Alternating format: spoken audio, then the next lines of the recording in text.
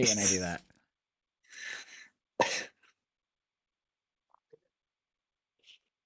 All right, now we're only live on YouTube. They did not see it. No one saw a thing. No Good. alerts were sent out. A figment of your imagination. Good old Kit Kat. I don't know why I chose to eat that now, but I did. It's one of them stoner mentalities. I don't know. I'm all Sweet. chocolate All milk. right. All right, you start it. What's up, everyone? Welcome back to another episode of Turnbuckle Talk, of course, with Josh and myself, the Kraken Wrestling Josh. And we had another great week of Did we? some wrestling. Did well, we? We'll get into it. What's wrestling? All I know is famous people. Like famous people coming back from being on a 6-month concert tour. I mean, it was a great week in wrestling, okay? But before we get there, how was the rest of your week? Last we talked was Tuesday. It was good. Watched Dynamite on Wednesday with Rick G. And then just didn't watch SmackDown. Not that I heard SmackDown. I saw the clips after the fact, but I was out. I decided to DoorDash instead. I just literally went and DoorDashed all day yesterday. And Thursday I kind of did the same. But it was a good day. But yeah, I heard the SmackDown stuff. I was listening to it while I was dashing. I think a lot of people heard it and didn't have to see it. Like that's literally there's nothing else to start off with than the Cody Randy opening SmackDown segment. Like there's nothing else to talk about besides that to start, I feel. So I mean, I'll let you, since you were watching it, go ahead and break it down and give your thoughts on it first. Because you watched it live. I was just listening to it. So. Yeah, so I mean, Randy comes out there and he's talking to the people. And he lives, of course, from St. Louis, and he explains that he's not doing this for the people there in St. Louis. He's doing it for, and he counted them out, his family that's in the crowd. I was like, fuck yeah, Randy, I get this. We're doing this for your family. That's awesome. Your wife, your kids, that's fantastic. Here comes Cody. I was like, well, here we go. And they 15 just security right guards. Yeah, they just followed. I was excited. No security guards. And then Cody is awkwardly looking behind him like he feels someone staring a hole through his fucking back. I was like, all right, well, maybe whoever it is going to show up. And lo and behold, this guy gets in the ring with sunglasses on and punches him right in the crotch, hits him below the belt, kicks him in the nuts. And I was like, all right, it's McAfee. Even in my reaction, I said, what the fuck? It's McAfee. I was like, all right, let's hear what he's got to say. Because he gets the mic. And of course, he goes through and he's talking about the shit I think I've said, I think you've said it. The product's been ass. And he says it. SmackDown, some of the worst numbers. Ticket sales ain't ticket selling. He made fucking sense. And the reason I think so many people are upset that it's McAfee is because it's fucking McAfee. I mean, if it would have been anyone else, I think here's my thing. And the reason is we had Travis Scott try to pull the same shit last year. That fell through. That was flat. I probably could have went out there and done something better than what Travis Scott did. You could have. Any of us. And I think we're worried that it's going to be the same scenario with McAfee. But the difference is we have seen McAfee in matches against Adam Cole on NXT. We have seen him in the ring with Austin Theory. We've seen him in the ring, of course, get put to sleep by Gunther most recently. But I think a lot of people are worried that's going to be the same shit scenario we got last year. That's a fucking repeat because creative can't think of anything fucking else at the moment. Okay. So did you not think it was that as bad as some people make it sound or? No, I don't. I think it's just we're worried it's going to be the same shit show we got last time. A lot of people were expecting it to be Cowboy Bobble, and that was one of my picks. But we both talked about it. He's too old for new people to know who it is to give a damn. Okay? Ted DiBiase Jr. He just got out of a lawsuit. He could have been there, but who the fuck would have known him? He would have got the Scotty 2 Hottie entrance, like you said. Stephanie McMahon. She showed up on Monday, so it's not going to be her. Yeah. A lot of people are like, it's going to be made way more sense, though, in my opinion. She would have. A lot of people was like, it's gonna be Vince McMahon. I don't think it's gonna be fucking Vince. I didn't see that one. I mean, I don't know. Kevin Owens could have been Kevin, but I don't think he's That would wanting have to been get best case involved scenario, but he's definitely not in this. ready. Yeah. It's just, I think a lot of people are too worried we're gonna get the same shit show. Travis Scott walked down the ramp, just doing his thing, and get in there and try to slap him, and it'd be fucking nothing. That's fair. That's understandable. And now, so that was a pretty solid breakdown of it, but I want to go a little bit more in depth on what he said. Yes. So you already talked about it though, but I want to actually quote him here. So this is exactly what I want to do. I want to quote what he said, give a better idea of maybe why people didn't like his promo. So first and foremost, actually, before I even do that, this supposedly, according to Body Slam through their Patreon, was a non-scripted promo, and they told him to shoot. So there were some people on Twitter saying, mad about, some of the lines, saying, oh, this is towards you and you. So let's just go over the quote. This is what he said when he grabbed the mic. Pat McAfee says, about a month ago, I was doing a Q&A and I was asked when I was going to return to the WWE. And I said that I thought the business had passed me by.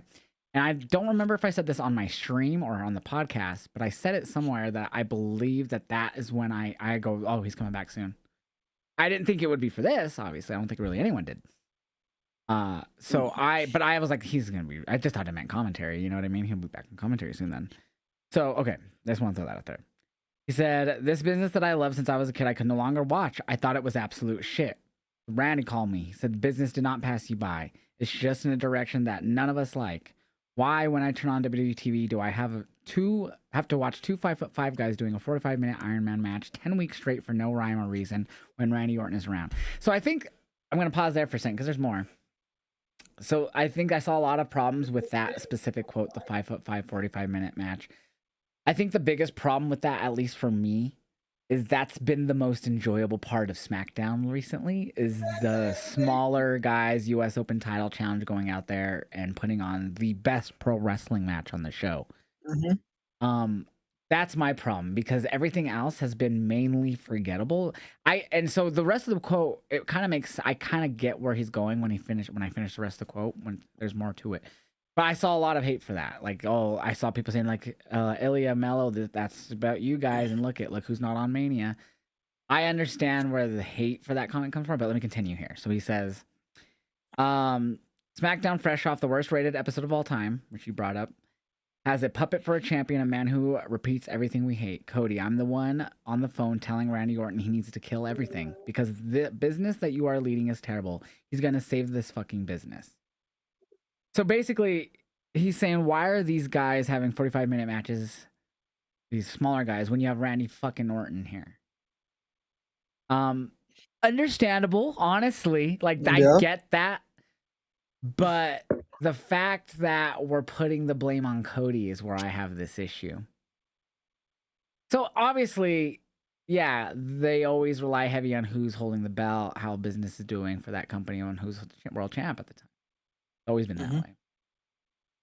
And Meltzer put this out himself. He said it's funny that that's what Pat said, and obviously it's a shoot, so he just said what he said. And he's kind of just doing the echo chamber tweets is what his promo was about how bad SmackDown was the week before, yada yada. He's just kind of just repeating what was said on Twitter.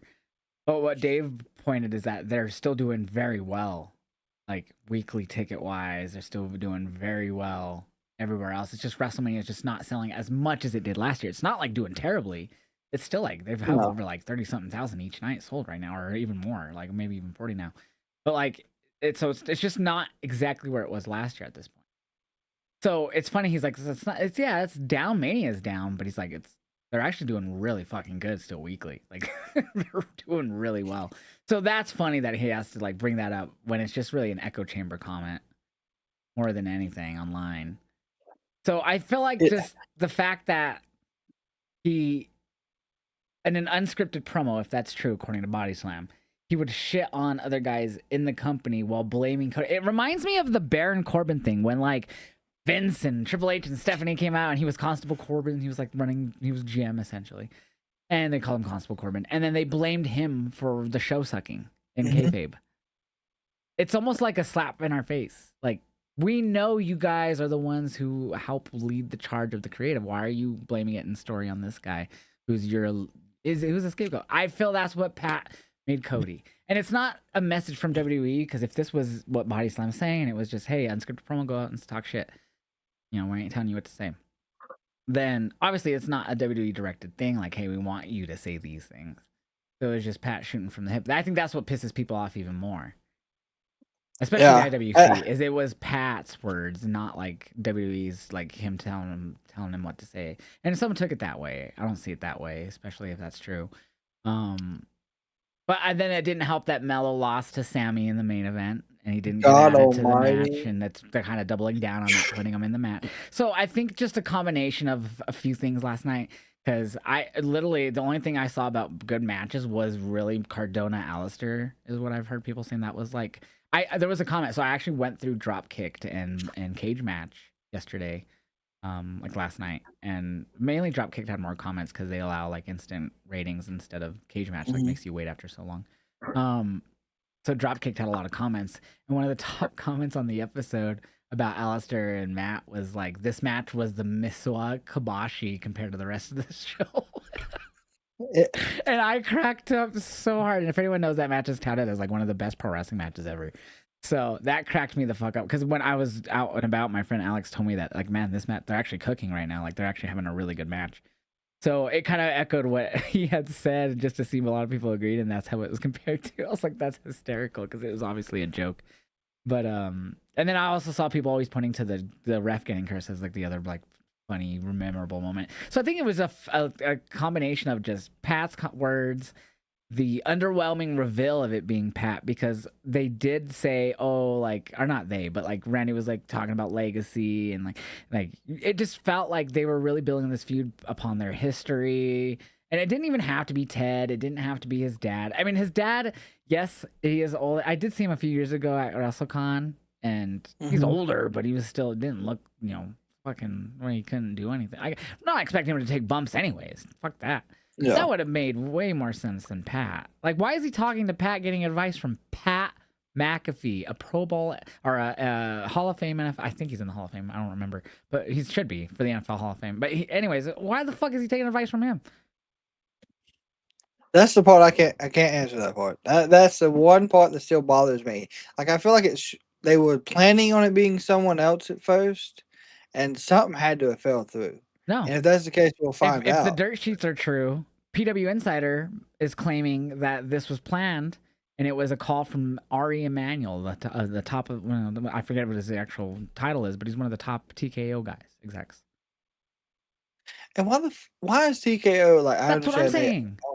Why are they still getting involved in the creative? And like Triple H will take the fault. Like, even if Amari does it, like they'll be like, people will blame Triple H, but like, you can't do nothing creatively wise to fix this. And obviously TKO has more authority over creative now than people sitting in the room. So I disagree with you when it comes to you saying that you think it's mainly people. Like, I do agree to an extent when you say like people can expect, like, but I already think it's already gotten to that Travis Scott point. Like, yeah, it's not the match yet, but we're already getting there with the fucking turning of the story. It's basically the same, but in story form. Like, how the fuck do you ruin that? That was one of your best builds. And then it's Pat Mac, and Pat's funny. He has great moments on commentary. Pat Strader's great. Like, you know, he's enjoyable in certain situations. This was not the time to include him in a storyline. I mean, not the biggest like fan I of him on said, commentary, but like this, I think I've never seen a more universally hated move in recent WWE, like in the last 4 years. Like, obviously, since Triple H has been Booker, basically. yeah. This is the most universally hated amongst everyone that I've seen. WWE stands, even fucking what is that guy? The one that always fucking defends WWE, JD from NY or whatever. Oh yeah, he was. He hated it, and he defends almost anything they do. Yeah, he does. And he was shitting on it. I don't know. I'm just hoping it's not the same Travis Scott shit. And that's what, like I said, I feel like that's what a lot of people. I think it's already there on that level, but it didn't have to happen in the match. It happened in the story form, and it's already there. I don't know. I just hope if he's going to be in Randy's corner, I hope he can do better than what Travis did. He doesn't need to be in Randy's corner. That's the point. There's no need. It's I already know, it's already fucked. but it's already there. We're there. So I guess fucking reverse it. There's 2 weeks. Get rid of it. Fucking 86 it. Let's go. Make moves. Have him get fucking put in a fucking buried alive for some fucking reason. I don't even care. It doesn't have to make sense. Get him out of there. Have Corey Graves take him out, by God. Oh, God. Oh. And I have nothing against Corey, but he doesn't need to be filling a spot either. We don't even have Ilya and Mello in this build right now to Mania. Why the fuck do these guys need to be in it? That's, I think, what pisses more people off is that we have all, and I always say, yeah, it's not an everyone needs to be on the card thing. But if you're going to, why aren't they included? And, there's other people missing from the card. We don't have... about SmackDown WrestleMania, Andre. Oh, Mello won it last year. Thanks. We don't have the Women's US title yet on the card. We don't have the tag title. Of Asuka and Asuka and Io are rumored to be on there, and they're not even on the card yet. And it's like, fuck, man. There's so many people. Like, if you're gonna do it, hey, everyone participate, Mania, like they've been doing the last fucking 6 years or however long now. Yep. Fucking at least get your top people on and not these fucking celebrities. And I know Pat's part of WWE now. He's not necessarily a celebrity. He's wrestled a lot, like you brought up. Had good matches. He's done a lot of things. So he's more of an actual part of WWE now than he is a celebrity. But he's still his bulls. You know what I mean? At the end of the day, they just want... the rumor is that he's there in this storyline for name value and WrestleMania. And that's what WrestleMania has always been. They've always been doing it since WrestleMania 1. Bringing in all these celebrities, making them part of stuff. That's what Cyndi Lauper is not even in the Hall of Fame for yet. She was part of WrestleMania 1. The first ever one, and she was one of the biggest names that helped crossover. And so I get why this is happening. I just don't agree with it, especially when a story that necessarily didn't need it because it was already pretty much well liked. And have you seen, of course you have, but all of the damn celebrities that's going to be on WrestleMania in some fashion? I think it's more than it's been in a long time. Maybe. I don't know if I saw the list, but like when I think off the top of my head, like I know Lil Yachty, and he's been here and there the last few years on Smack, like appearing in the crowd and whatnot. He came out with Trick, and I saw people, I didn't see that part, but I did see someone saying the fact that Trick came out with Yachty and Yachty talked for him more than Trick talked for himself, I guess. I don't know if that's true, but that's crazy if that's what happened, because I didn't see that. But true. I mean, he was doing like the ad-lib that Booker T would do in between the music. But he didn't really talk. Like, he was more of his hype man. Oh, okay. So, yeah, he was on the mic a lot. It was probably one of Trick's better heel promos against Sammy. Nice. Good, then. Sarah said Fightful has reported that WWE is very well aware of the backlash. I'm assuming from last night. And she says, but she doesn't doubt they'd do anything to change it. I really don't think so either, especially if it came from the top of TKO. Oh, yeah, like, their hands are probably tied. Like, there's nothing they can do. Like, if that's true, if it came from Ari and them, then, like, and I'm assuming that they're going to be all stubborn and be like, well, we already started it. We got 2 weeks. Let's just continue it. Yep. They are. They could fucking reverse it if they really wanted to. Just say, have Pat get attacked or something. Like, yeah, you weren't ready. Like, I don't know. Just have, like, fucking Cody fucking do the old fucking School Attitude Era shit. Put him in the fucking back of a limo or something and have it get, like, fucking smashed or something with him in it, and he gets pulled out last second, but he's still all fucked up. I don't know. You know what I mean?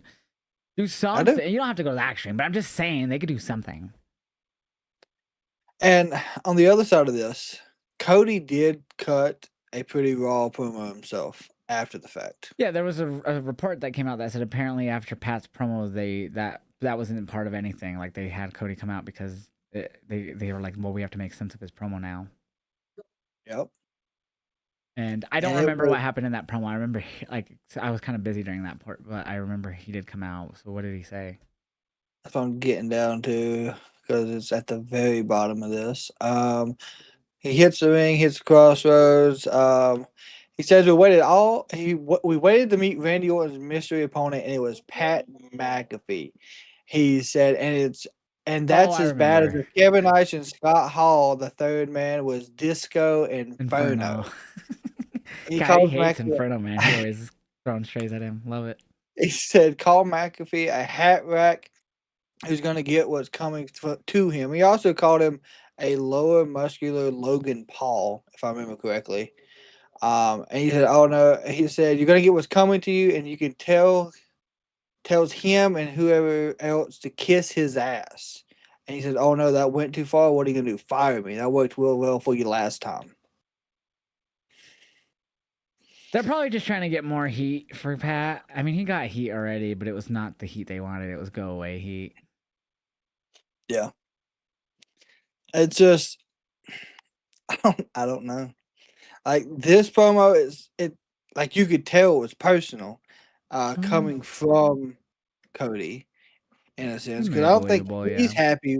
I don't think he's happy with the direction either. I mean, he was visibly not happy, like on TV when they had him do the thing where he was saying that he wasn't going to challenge Roman at Mania. Like that, everyone visibly could tell his face was like when he won the Rumble the second time.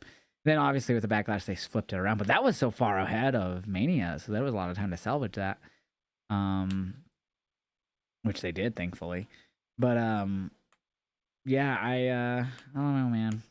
I just this on top. I think it's not just how that ended up turning out last night, but I think it's just how lackluster a lot of the build has already been on top of it, just which piled on to everyone's like disdain right now for what things are happening. So like Rhea and Jade is just so fucking forgettable. And I know they did a thing last night, and I think Rhea won clean over whoever she faced or whatever, and there was no shenanigans. Yeah, and there was like very little shenanigans or like none at all in that match, which kind of surprised me. And same with the women's tag match too. That one ended clean. But yeah, I think it's just a lot of the disdain comes just from that being really bad turnout on top of a lot of stuff that people aren't already liking anyways. That's why it's just getting even more because like last Friday was really bad too. Like that was, and then Pat referred to that. But I just don't think it's smart to bring up fan ratings on TV because that's what Cage Match is a fan rating system. And he brought up being one of the most disliked SmackDowns, put the blame on Cody for all of this. When we all know, like, and I'm not saying they need a whole Triple H accountable on TV, like they can, but like, and they won't allow them to, which is going to be obvious. If they did, they'd probably get in trouble.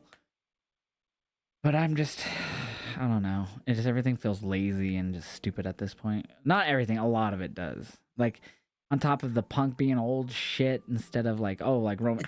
Like when we were talking about that tonight, it's like it's just like why even go to that level for Roman if you're not going to be reciprocated on the opposite side and it just be an old thing? You know what I mean? Like just fucking make it something else then for him. Like, and there's so much low hanging fruit for Punk. So again, overall, I think it's just a lot of build for a lot of this has just become lackluster, and that was the tipping point for a lot of people last night. Was it being Pat? That was one of the few things that I think a lot of people thought was gonna be good. Yeah, I think it was the last hope for a lot of people. I mean, Brock and Nova is gonna be great. Like that's been a really good build. That's probably going to be the most. So there's still liked things match. out there that's good, but a lot of it's been. Oof. So I think just last night was a tipping point for a lot of people who were still trying to hold out hope. Yeah, I think all hope is lost now, unfortunately. For some people, I think that weren't expecting them to be. They definitely. That's why the frustration online appeared last night because a lot of people really lost hope last night for this Mania. Like, and I saw Ibu say, like, someone like asked Ibu, like, "What should I do? I'm really losing hype for this Mania, and I always love WrestleMania. This was like one of the first Manias I don't have a lot of hype going into." And Ibu quote tweeted it, and he was like, "Don't watch the weekly TV for the rest of the build. Watch Mania. When it happens, you'll probably enjoy it more that way." At this point, you still got 2 weeks of shows to avoid. You really don't want to be disappointed anymore. So, on the other side of this odd build-up they're doing, I know we're talking about the Cody side. How do you feel about how they're doing this ISO Speed involvement and LA Knight going to his house? Well, that got a lot of praise, and I'm fine with it too. Like, again, I'm fine just in the sense of I understand why this happens at Mania and stuff nowadays. I get it. And it's cool just to see a person in the streamer space to get this rec. You know, I know Logan's a YouTuber, but a streamer, like in this type of, and Speeds is the biggest streamer out there, you know? So it's just cool in general to see as a streamer myself, but at the same time, I do wish it was like, LA Knight was in a more important feud. Like obviously injuries derailed everything that happened with him in the Vision going into this Mania, and stuff. So whatever his initial plan was is more than likely got changed multiple times because of the Braun and Bronson injuries, I feel like. Yeah. And Seth's injuries. So sucks because he just was a factor of injuries. And so yeah, I mean, part of me wishes this was something better, but I'm just glad that they're gotten him in something. I mean, I thought it was cool that he went and Speed is he understands things. He really gets things on a higher level than just a fan. He was doing press after he got attacked and thrown into his monitor, and he's crazy and he's done that shit before where he jumps into his PC or whatever the fuck. Yeah. And so yeah, LA Knight went there and got his receipt, threw him into his fucking setup and stuff, which was fucking hilarious and it was caught great. And then he speeds all fucking in a sling and a fucking wrapped up on his arm. He had like a little bandage on his forehead or something. And he was Yep. doing what I liked the most is he was doing press afterwards or like at like some like events doing some like shit. And he was asked, is like, oh, so I think someone said something about him like doing the fake wrestling or whatever the fuck they said. I don't remember the exact quote, but they said something. He was like, nah. He's like, yeah, no. He came and he threw me in my setup and beat my ass, and like he was selling the shit out of it. Like he was just, and it was funny to me because then I remember when Tony Khan was selling the Bucks beat down on him at the NFL draft. Yeah. And And the fucking there was those Big Wigs. WWE stands on it's not a lot of them, but there's a vocal minority of those fucking tribalist WWE stands will shit on anything they do, and they were talking shit about it. And then you see Speed in a similar situation doing his stuff. He was doing like an NFL thing later that day, and he was like talking about it and like promoting it, and people those same accounts promoting it. Oh, this guy knows the business. Da da da da da. Yep. So I just found that funny. This little side note that those tribalist IWC accounts who are just WWE stands were shitting on Tony for doing that at the NFL draft last year or however long ago that was. And then Speed does something similar, who's not even really that part of WWE, just only in the sense of showing up here and there. And he gets madly praised. Yeah. It is crazy how when one company does one thing, it'll get absolutely shit on, and if the other company does it, it's just top tier. By God. So last night I had got home, after I like dashed like all day. So I got home later last night, pretty late. And scrolling Twitter, catching up on all the clips people were posting of everything and just people's opinions, and I was like retweeting a lot of it because I was already kind of at my point where like, I don't need to watch SmackDown regularly right now until it gets a little bit better. And plus, I could watch it on demand anytime I want. I'm at the point to where I don't need to watch SmackDown live. It's just that forgettable in 3 hours. The 3 hours was really pushing it already, and then it being this bad. Ugh. So yeah, so I was scrolling Twitter, like all retweeting all kinds of people's thoughts and opinions and funny clips or whatever. And then I refreshed because I was like, oh, let's see what new tweets. I haven't refreshed in like 30 minutes because I was just doom scrolling really. And the first tweet that popped up was Tony Khan, and it was from 14 minutes ago. I was like, oh shit. And all it said was AEW, we're the best wrestle or something like that. no context at all. And then he like tagged TNT and like TV, like all the fucking whatever pages. And it cracked me. I laughed pretty hard for like a good 2 minutes. I started laughing. I just remember like with Sarah, because I was in Discord with her. She started, what? And I read the tweet. And I go, you know why he tweeted this? Just because there's so much discourse about how poor SmackDown was right now. And so of course he had it, and not shitting on it, just AEW, we're the best wrestler or something. It was so fucking hilarious, dude. I could not stop laughing. I literally had just scrolled back past that someone who retweeted it. It's got Tony Khan doing like the stage entrance and hyping up the crowd and Oh going out and yeah, like, I think that's a little Yachty video that people use with AI. It's funny. I think it is, and it's just Collision, TNT Drama, AEW, TBS, Yeah, Sports on Max. he just tags all their affiliates, dude. But that cracks me up. I was like, of course you know why he's tweeting this, because of all the fucking discourse about how ass SmackDown was.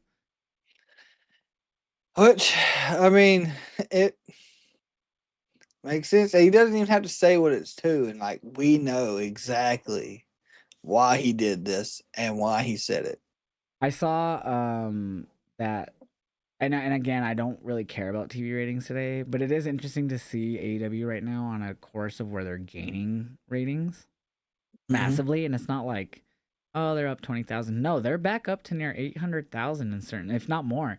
So supposedly, and I say supposedly, but Meltzer reported that the Nelson ratings, like the quarter ratings for the Kenny Swerve match, was their Mhm. most watched segment in AEW in like years. It was like 821,000 average for Swerve Kenny, too. I don't doubt it. Yeah, I And do I was not like, doubt it. holy shit. Because, like, if you paid attention when AEW first started, that was kind of like their average was near 800,000, if not more, when they were like 2019, 2020. Might have dropped during COVID, but I feel like it was still up there. Because, everyone was home. So, yeah, so they end 2021 era, like when everything started picking back up. So they were, and then of course streaming came involved more with both companies. They're on streaming platforms now, so ratings don't even really matter in the sense of, and they shouldn't in the fan space, but just to see that is like, damn, like they were down in the 400, 500,000s there for a while. So to see that They many were. people watching again AEW is cool. I mean, it doesn't affect me personally. I don't care how many people watch at the end of the day, as long as the company's still on TV. I'm gonna be happy. But Yeah, I'm gonna be watching no matter what. I yeah, if it's a mean, YouTube weekly show, if it's still as good as it is right now, I'm gonna watch it. yeah, I mean, my thing is how many people, and like, of course, we'll never know, but will transition. But like, oh, I can't stand this shit, and just check out There was some AEW. tweets saying like, I have shit on AEW in the past, but I am curious like what they're doing, what's out there right now, because I'm not enjoying. Like I've seen a few of that, and I'll see people be like, yeah, check this, this, and this out, or just honestly, and I've seen like a few people like just wait for the pay per views, like you'll really enjoy those, because yeah, sometimes the weekly episodes are hit and miss, but they've been pretty good lately. I haven't watched Oh, Collision enough to say much about that, but the pay per views, like, even though they can go 6 hours at times, the pay per views are phenomenal. yeah. And then my friend Alex says in the chat, it's wild to me that a 14-time world champ needs advice from a commentator. Exactly. Yeah, It's silly. yeah.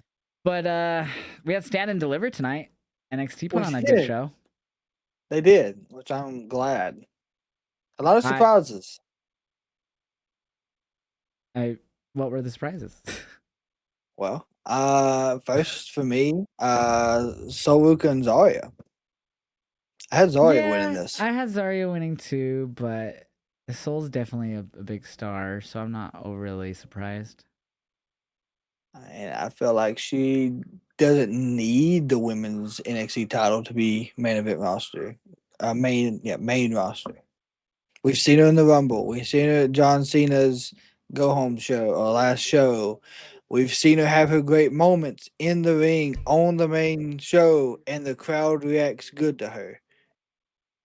She don't need the title. She's one of those that can go without it and not be Well, I affected. forgot what interview said it, but someone said that a lot of the time, as a former talent, that when it comes to call ups, it's timing, not if they're ready.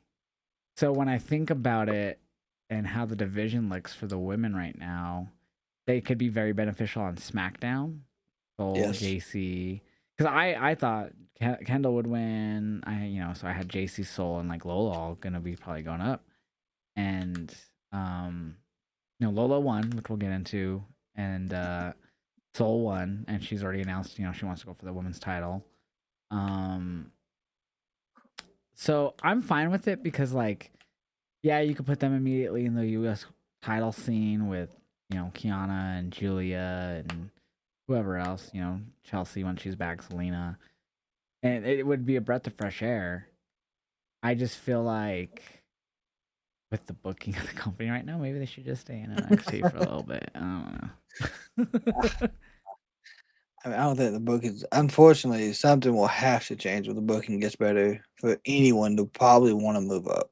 It's not even up to them most of the time. It's I not. mean, some people get booked well, some people don't. That's just always the name of the game. But it's just the way the WrestleMania build has been. It gets me nervous for people going up. I mean, Roxanne, she's had a good. She was doing great, and she of course had to take time off because of the surgery. But now she's back. I feel like she's gonna continue her momentum she had. So I feel like honestly, I felt like Soruka. Like I felt like she was so ready, in my Oh, opinion. she And of is. course, I There's could. so many that are Fallon, JC, Soul, Lola. Like they're all more than ready. Like talent wise, Mike, work, everything. It's just Yeah. WWE sometimes makes moves and then they don't know what to do with that person. Powerhouse Hobbs being one of them. Or they just want him to learn the WWE style more, which is funny because why don't you put him in NXT? But supposedly his deal was where he would always be main roster and never do NXT. So I guess that's kind of why they're like, all right, well, main event, bud. Work with the NXT talent we pull up from NXT to do main event. So I don't know. I'm more worried about that happening, I guess, right now with some of those women. Even though I do think they're ready and should be on SmackDown or Raw. It should be, but it'll happen. Maybe after SummerSlam would be the safe bet. Maybe things creatively will get better then. But yeah, so good matches. I felt the first 3 matches, obviously JC Kendall and Lola was really fucking good. I thought this was probably the match of the night. It's up there in my opinion. I really think Zoruka and Zarya could be match of the night because of the story aspect in it. The women on this card were done phenomenal. Yeah, for sure. I didn't expect Lola to win. I really thought we were gonna see Kendall get pushed to the moon, and she's been pushed to the moon. But I thought they were gonna just strap her up, right, kind of like an Oba family thing. It's like, all right, here you go, you dropped the Vault-Tail. Here's the NXT Women's title. One thing was there was unfortunate wardrobe malfunction for JC where the screen would blacked out quite a bit for a long period.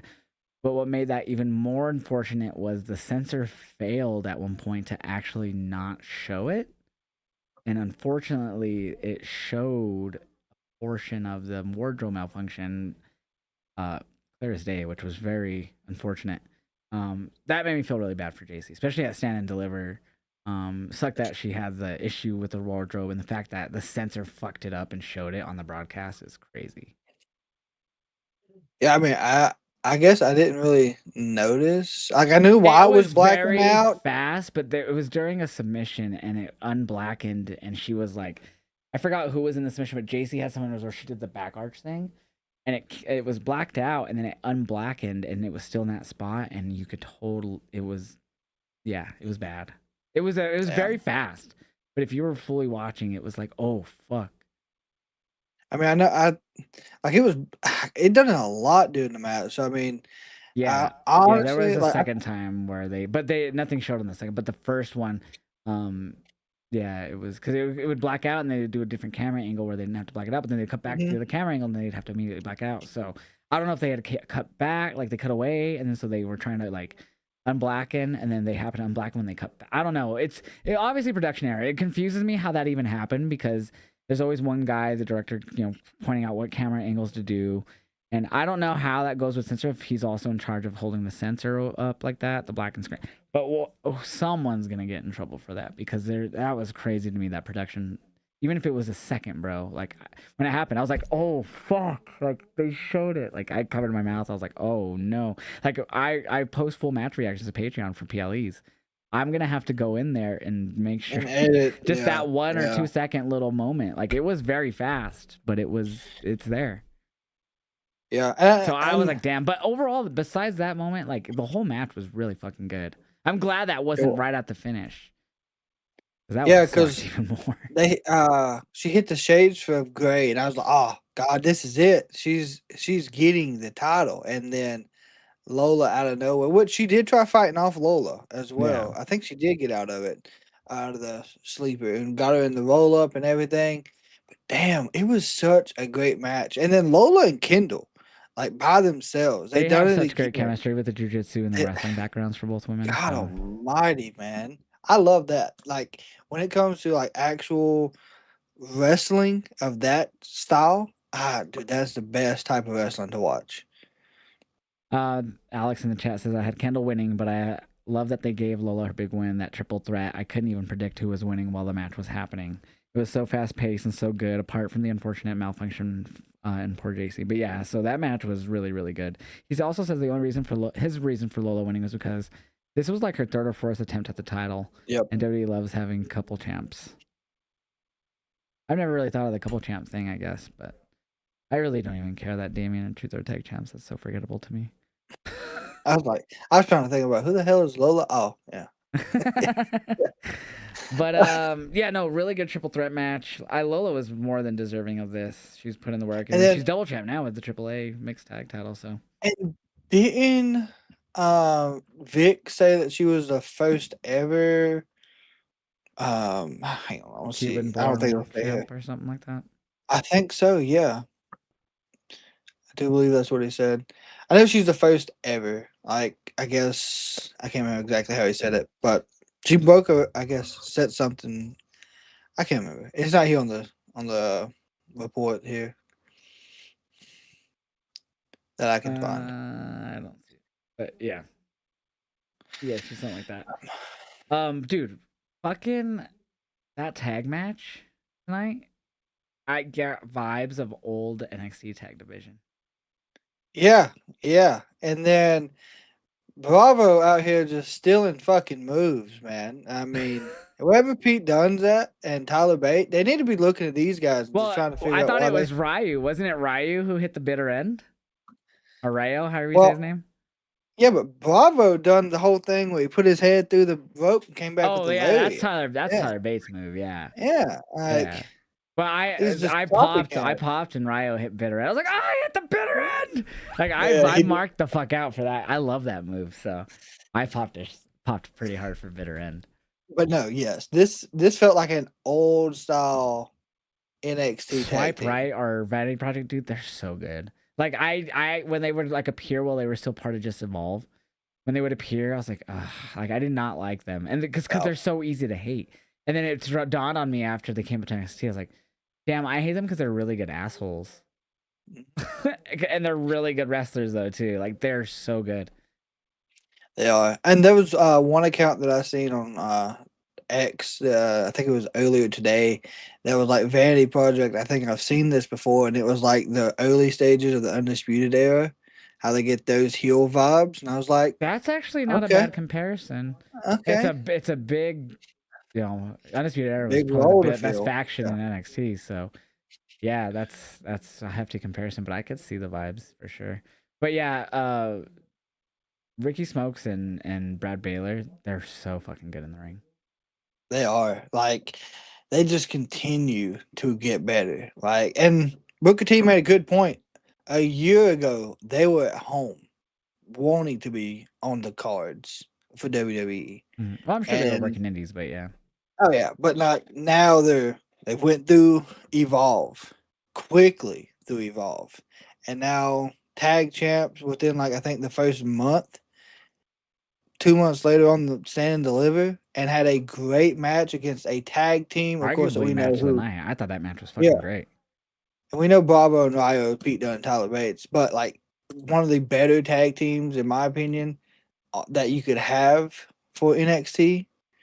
Like And that even was with the good. shenanigans, I thought it was a great match. Like they still had really good like moments. Like we had El Grande give Bravo the metal piece, but he never really hit it. He got like hit before he could use it, and so they eventually got taken out by Jackson Drake, pulled it out of the mask, and he ended up having it. Or no, yeah, he had it, and then he gave it to one of the other Well, guys. I think I forgot. Yeah, Ricky yeah, Smokes, and he put it in his like tights.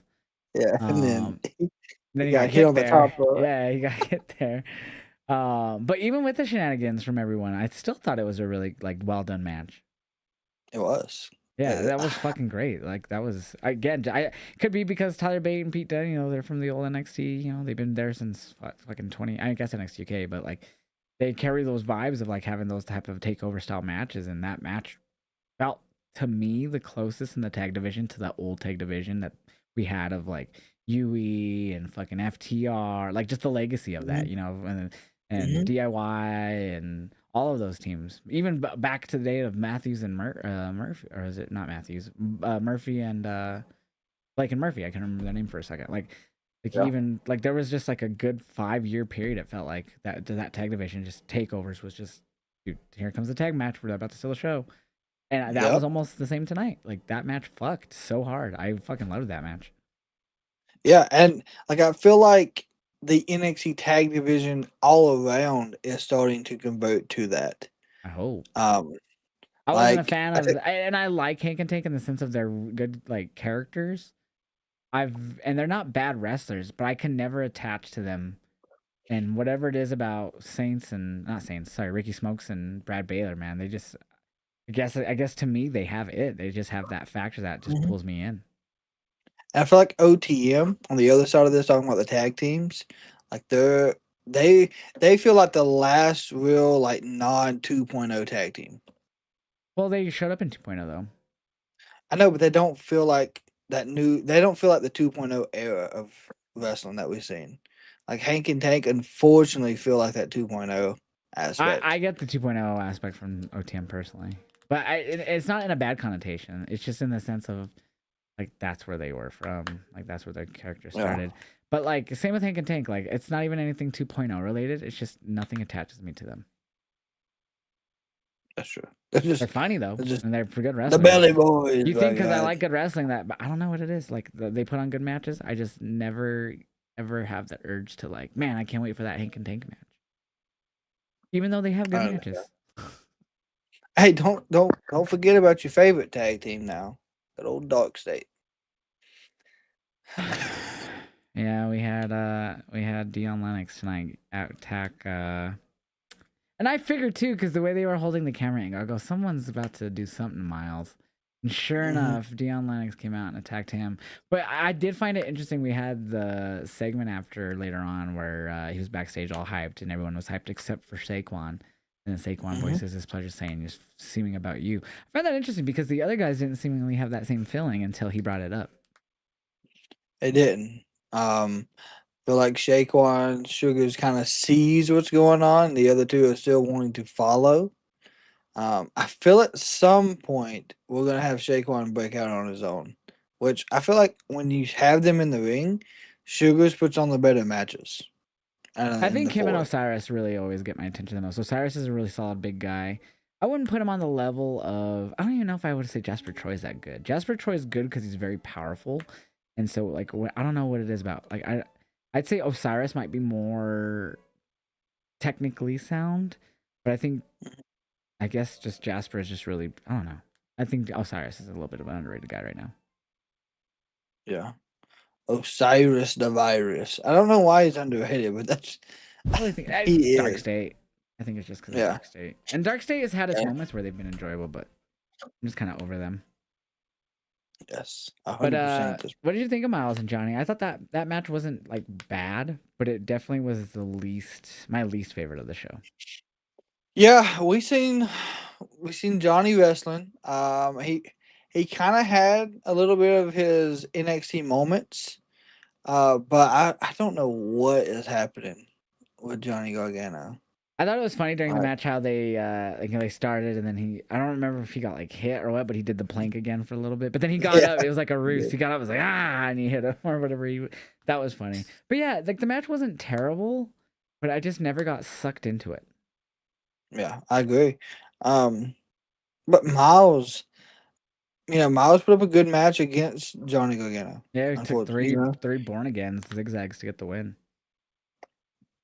my only question And no Rebel is he Heart. going? Stupid heel team again. Oh yeah, I think if he would have came out with Rebel Heart, he would have won. That's what it was. What was But your question is what? is Johnny Gargano going to go back to the press, laying on the backstage Find out next cart? Friday on SmackDown. You got 3 hours. I wish they could figure out something creatively right now for him. It's intriguing, but it's like I don't know. We just have to wait and see, I guess, at this point. I guess. Like I like. if winning a gauntlet match for the North American title shot, stand and deliver, and then him losing is not going to bring his spark back. I don't know. Maybe this does. Maybe after this, he's like, you know what? I did lose, and now I see though that I can compete that level. I don't fucking know. Who knows? Yeah, maybe he. You can't really do anything with him right now because they ain't got nothing for him. I guess at WrestleMania, where they could throw him in at. Johnny Gargano, 2026 Andre the Giant Memorial Battle Royal winner. Yeah. Dude's been in the company for a decade, and I don't know. Muscle Ciampa's been in AEW for a few months, and he's already feels like a bigger star than he ever did in WWE. So, Well, I mean, Gargano could always be the next TNT 7-day champion. Hey, even though Ciampa had a short reign, I still think it made him feel like a bigger thing than, even though it was short. Like I still think it did more from him than anything ever he did in WWE. It Except did. for maybe the NXT title. That's arguable on that. But like main roster wise, for sure, he felt bigger in AEW than he ever felt in main roster. I agree, and he seems like he's having more fun. You can tell it by his attitude. Oh, But the matches he's having are demon-esque. Every fucking episode, he's just fucking putting on amazing matches.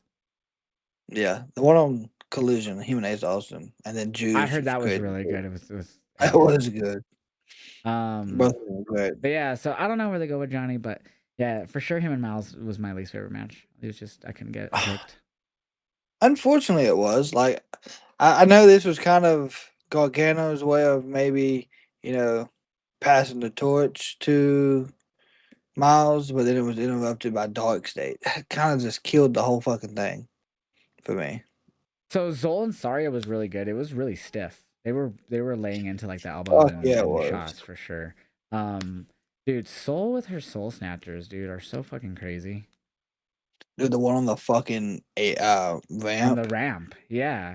And Zarya Jesus. kicked out of that one, and then she hit a normal one right after that, and Zarya kicked out. That was pretty fucking crazy.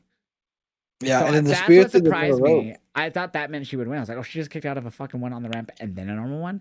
But then the fact that she had a third and then that's what ended it, I was like, I'm not Yeah. upset with it, but that was interesting. It shows like I guess what it takes to put down Zarya. She's tough, strong. You gotta, hit her with all your best finishers, which she And she did. did, and Soul kicked out of two F5s, I believe. Yeah, and a spear Yeah, I think she had because a she few got it through the spears. middle rope. Oh, that one through the middle Yeah, rope was pretty crazy. yeah. It could like I thought like the way she hit her head on the rope. I know that shit hurt. Oh fuck yeah. But yeah, I mean, I don't. As much as I wanted it to be Zarya to win, I thought it's fine because Soul is so popular already that they can do more with her in NXT. I mean, she's had everything but the women's title, the main title. Yes. So I'm fine with her getting it. I don't know if they'll keep her how much longer. I don't know. I'm fine if she's there until. I don't know if I'm fine with Soul being there till next and deliver, but at least until SummerSlam Yeah. in July or August. Because I feel like even though WrestleMania should be the reset, I feel like it'll end at the reset will be at SummerSlam. They definitely need to do a draft soon on the main roster. Like it's been a couple years. Like we did do the whole like transfer portal bullshit a couple years ago, or like a year and a half ago. But they definitely need to do it. And I don't think like I don't know, do like what they do in my GM and 2K. Like there's like you keep your champions or whatever. Or even then, I don't know. Mhm. I did like the old way of how like they would do the matches against each other, like on Raw and SmackDown, and then the winner would get a pick and they would just be random from that rip brand and champions were included. That was neat. Yeah. Like that was very like anything can happen. So I really Wasn't wish that they'd how we? kind of go back to that format. Yeah, that's how we got John Cena on Raw, wasn't it? And Batista on SmackDown. So they did a double Cena draft. So he got drafted to That's right. what was it? I don't even remember which one he was on there. But he got drafted to the other show, and then then the next one when they were continuing the draft, he got drafted back. He was That like is the right. last pick again, redrafted. Um, yeah, like because I don't hate them like going up and making the picks. Like those are cool, but I would rather prefer like that match, like the winner of the brand, like gets to pick the pick. Yeah. And I know it wouldn't happen, but like you said on my GM, like even the third brand gets to be involved in it. It could pick people, and that would really change things up. So like you have NXT people going to Raw and SmackDown because NXT drafted some of the I just big don't names think from that Raw. needs to happen with NXT being more of an actual Ah, yes, yeah, um develop. developmental right now. Like it's Yeah, definitely more developmental now than it was 5 years ago or I 6 years feel ago. that honestly, I feel like Evolve should take the developmental side. I feel like NXT can stand as its own show, not be developmental.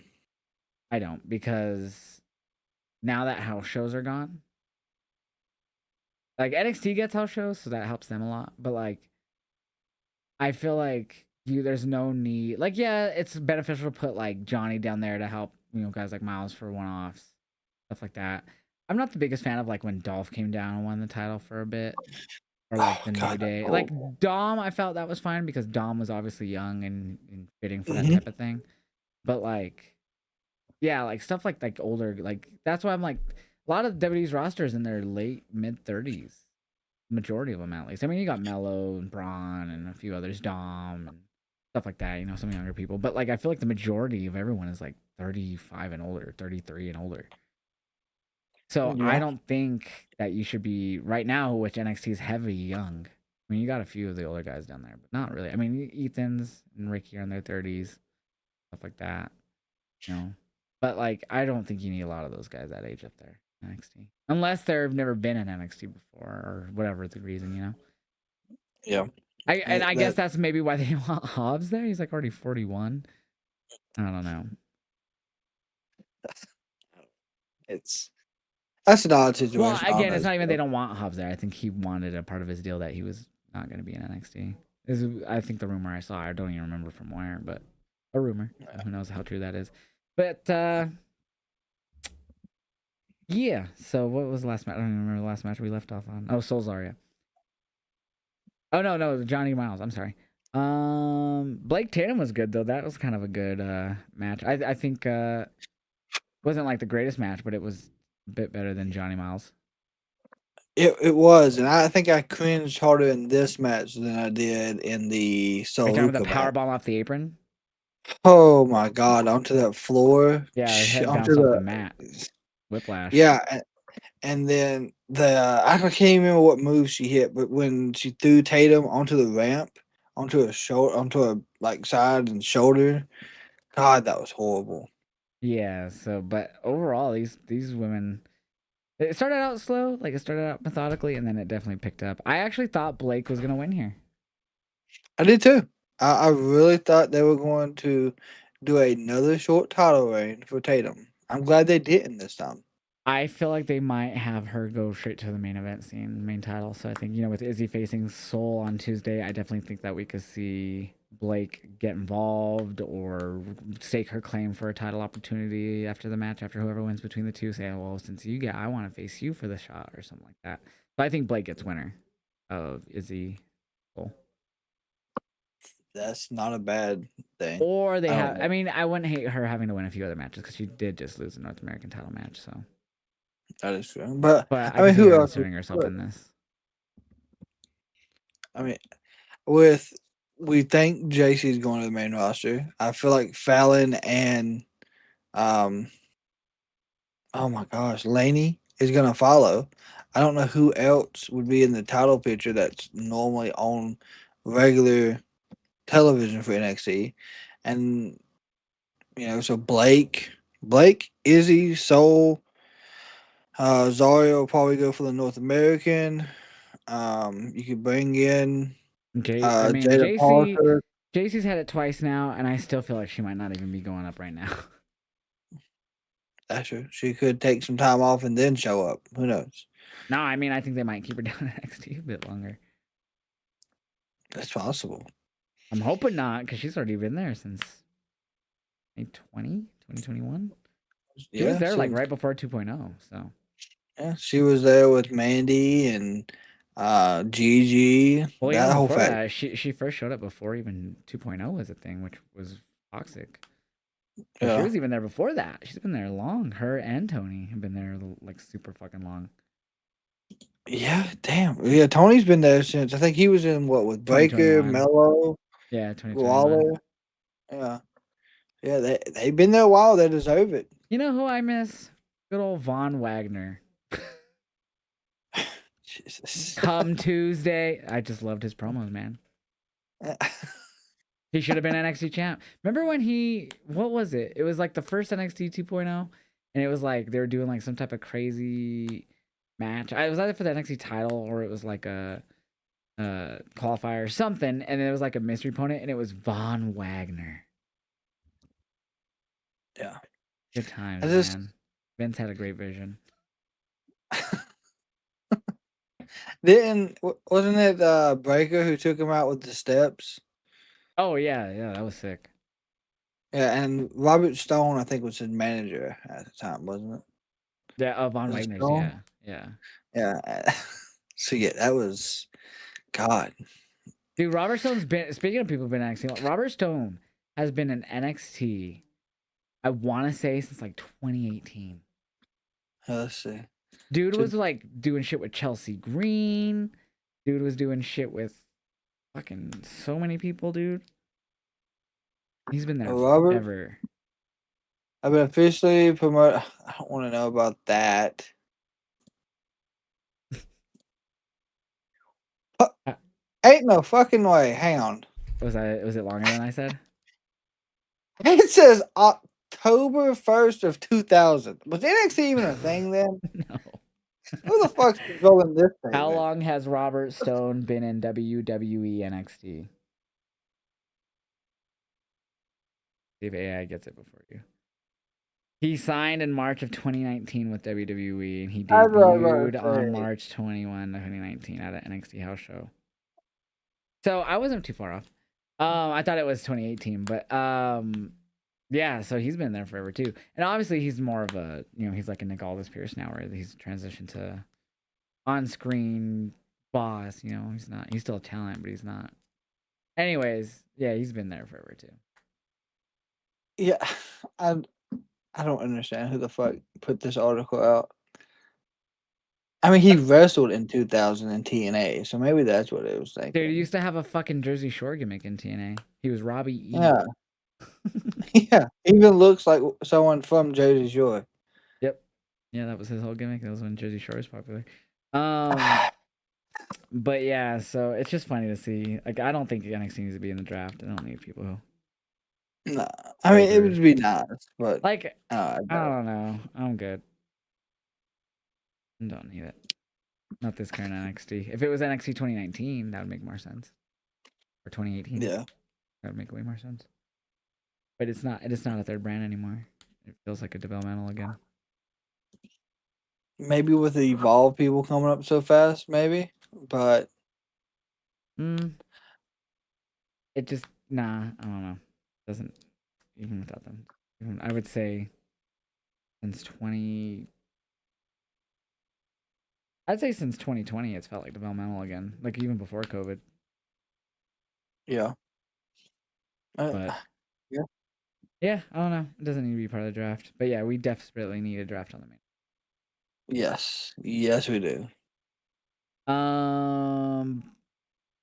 So the main event then, just the Fatal 4-Way. It was a solid Fatal 4-Way. It went like 30 minutes almost, like 25 minutes. It did, and I'm glad that they still ran the whole thing with Ethan Page and Ricky trying to get along. Yeah, they up teamed up for like until half the match.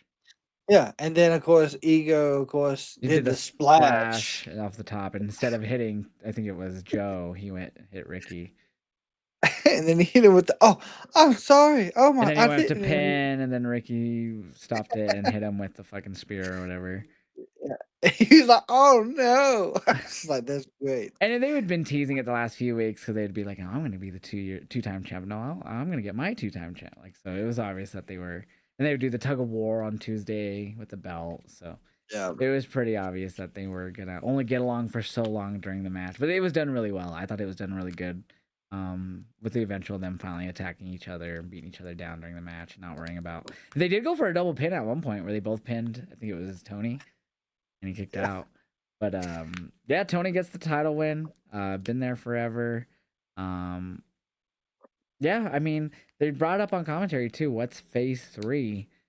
Then I'm like, well, isn't it just defending and staying champion at this point? Like, yeah, you would think so. I don't. We're not getting the family back together, so there's not another phase to go through. Like phase 3 would be have a decent title run. but maybe there's more to it. I don't know. What if he brings back Rizzo? I mean, she was out with an ACL, and that's what someone asked me. Like, where's Rizzo? Like, I know the other guys are doing things, but like Stacks and well, we don't know Luca. He's been seen. Well, he was part of the Underground match where Lola jumped on him, but he's actually done a whole character change. So if you go on his Instagram, I forgot. Yeah, what's he doing now? It's something that's like a party gimmick, isn't it? Yeah, it's like a party gimmick. Yeah, it is. I don't know the name of it. Hold on, let me see if I can He went pull it from up. being a straight businessman to like, you know what? I need to enjoy my 20s. Yeah, Basically, yeah.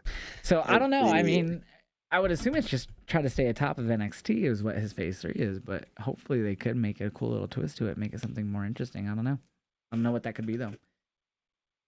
yeah, he's going. His thing now is peace, love, unity, and respect. Is Interesting. what yeah. I'm assuming he I does that mean, character on Evolve. yeah. Oh, interesting. Tony D is now a Grand Slam champion, according to Sarah. That's right. Yeah, he was tag champs in North America, now World. So Grand Slam and NXT for him. I mean, it's kind of Yep. hard not to when you've been there for fucking 5 years. And he is now the 4 out of 5 of 6. the yeah. But he's 4 out of 5, so it was like I think Waller's the only one that hasn't had like an NXT title out of the group. It was Mellow Trick, Waller, Breaker, and Tony Okay. D'Angelo. I thought Waller had North American, no? No, I'm talking about the NXT title. Yeah, Okay. It's a statement title in general. yeah. He's the only one that has it. But yeah, it was a fun match. We saw the ending where, I forgot if it was both Ethan or Ricky, but I think it was before they turned each other. They set like the steps on the table, like towards the table, Yeah. and then eventually it led to them both getting speared through the table, which was pretty cool. And yeah, Tony went on a rampage like the last fucking minute of that match, taking out Joe and Ricky and Ethan. But yeah, very well deserved for Tony. I am curious where they lead to on Tuesday with him, see what phase 3 is. But yeah, solid stand and deliver. It was. I'm glad it technically delivered on what it needed to by itself. And even more puns, it standed alone from WrestleMania. Yes, And I think we have it to done great. fucking watch it early in the day, and then because like last year I was basically live all day. Because this was okay. Yeah. We got stand and deliver. I think it was started at like noon my time or something, or like 11 a.m. my time. And then I was like, oh, well, we got WrestleMania in just a few hours anyways, like 2 hours. I might as well just stay live until then. And we just like watched old Mania matches on YouTube. So I was live like 12 hours. So like, yeah. So like this year, I'll probably go live a few hours before because it's starting earlier. It's starting at 6 Eastern now, both nights. So that's for my time. So that's pretty cool, honestly, because that means it'll end probably like close to 8. So that's fucking early. Then we can get our podcast in. It won't be overly late. So that's perfect. It'll be for you. It'll be like 10, but like still, like that's. Because I'm assuming it'll be like 3.5, 4 hours each night. Unless they find a way to add more to it, yeah. Yeah. So I feel like we should be able to get the podcast going a little before 10, if not 10, at both nights. For you, your time. Yep. That's early. That's better than us doing it at fucking 11. Yeah, because I feel like Mania will have a very long. Oh, it should. Recap. It's the biggest show of the year. So, I do wish one thing about Mania right now. And I was talking about it on my stream tonight during Stand and Deliver, and I've seen people tweet about it because obviously they moved Mania to later April the last few years, or mid-April instead of like early April. I miss it being a bit sooner. And when I even think about it, when I was younger, when I was watching, it was in March. It was mid to late March back in the day. Yeah. And obviously over time they've just moved it around based off their schedule and stuff. And I get why they could do a lot more. And essentially the main reason why that they usually moved it around from March was after No Mercy in February that they gave them extra time to build to it. And there was times they added other events in there like Roadblock a month before or whatever.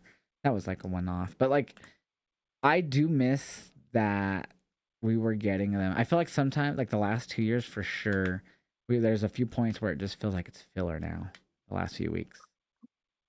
So which is weird to say, like we've had a lot of time since Chamber, and there's been no Saturday Night Main Event, thankfully. Maybe they would have benefited from having one in between because then they could have like built something to. I don't know, maybe not. My point being, the last few weeks have felt like filler more than anything. I agree with you completely. So I do wish Mania was earlier, like in April or at least end of March, something. So I just went back and went to Google real quick and what was the date for WrestleMania? And I was just putting in numbers to see because you said March. You remember March, right? Yeah, like if I go back to the VHS tape, they'll say like March 29th, March whatever. We used to have them. So WrestleMania 25 was the first technical one I found that was April 5th. Okay. The 24th was 30, March 30th. And then you go to WrestleMania 15, March 28th. So, like, yeah, they used to be middle of March, the Yeah, late 23rd. March. Yeah. So, I don't know. So we've moved almost 3 weeks, if almost a Yeah. month. So, and I get it, but if it just feels like the last few years, like that move, because it was last year, I believe, because WrestleMania 40, no, WrestleMania 39 was the beginning of April, like it was like the first week of April, and then after that, I'm pretty sure 40. I might be wrong. 40 might have still been the beginning of April, but 41, I believe, actually last year was when they moved it a few weeks later. Like we're like, okay, it's because that's when they announced it to be April. Yep, 19th and 20th. Yeah, that's when like they had the delay on the announcement. Like we were like waiting, and we were like, oh, it's gonna be Saudi, and cause they usually announce it like the week of Mania. They used to announce like the next year shows where it was gonna be. Then going into 40 or after 39, they didn't announce anything for 40. It was just like, and then they finally announced, oh, we'll do it for the Kentucky Derby, and that's when they announced Vegas and everything. And that's when they announced, oh, it's gonna be later. It's gonna be a couple weeks later than normal. So yeah, I don't know. I last year kind of felt the same for some things where it was like, man, this feels like filler at this point, and now it's feeling like that again. And we're a few weeks out. And then it's gonna be even worse next year. And I don't mean by like worse in like location or anything, but like WrestleMania 27 supposed to, of course, we know it's gonna be in Saudi, right? As of right now, like it's gonna be like 2 o'clock my time, 3 o'clock, watching WrestleMania. I mean, I It'd don't be like hate that. noon for you. Be noon for you. I mean, it don't sound bad, but like the pre-show will be on at 10 I don't or watch the 11. pre-show, so I don't give a fuck. So like, I don't watch that shit. They don't do anything important on them. Maybe I an don't know. interview here or there, but nothing really. If they have matches on that, but I don't think they will. They It's haven't just had matches on interesting. pre-shows at PLEs fucking really ever anymore. I know. Tonight was the first one they've had in a while. No, NXT does it pretty frequently. The main roster doesn't. Yeah. Yeah.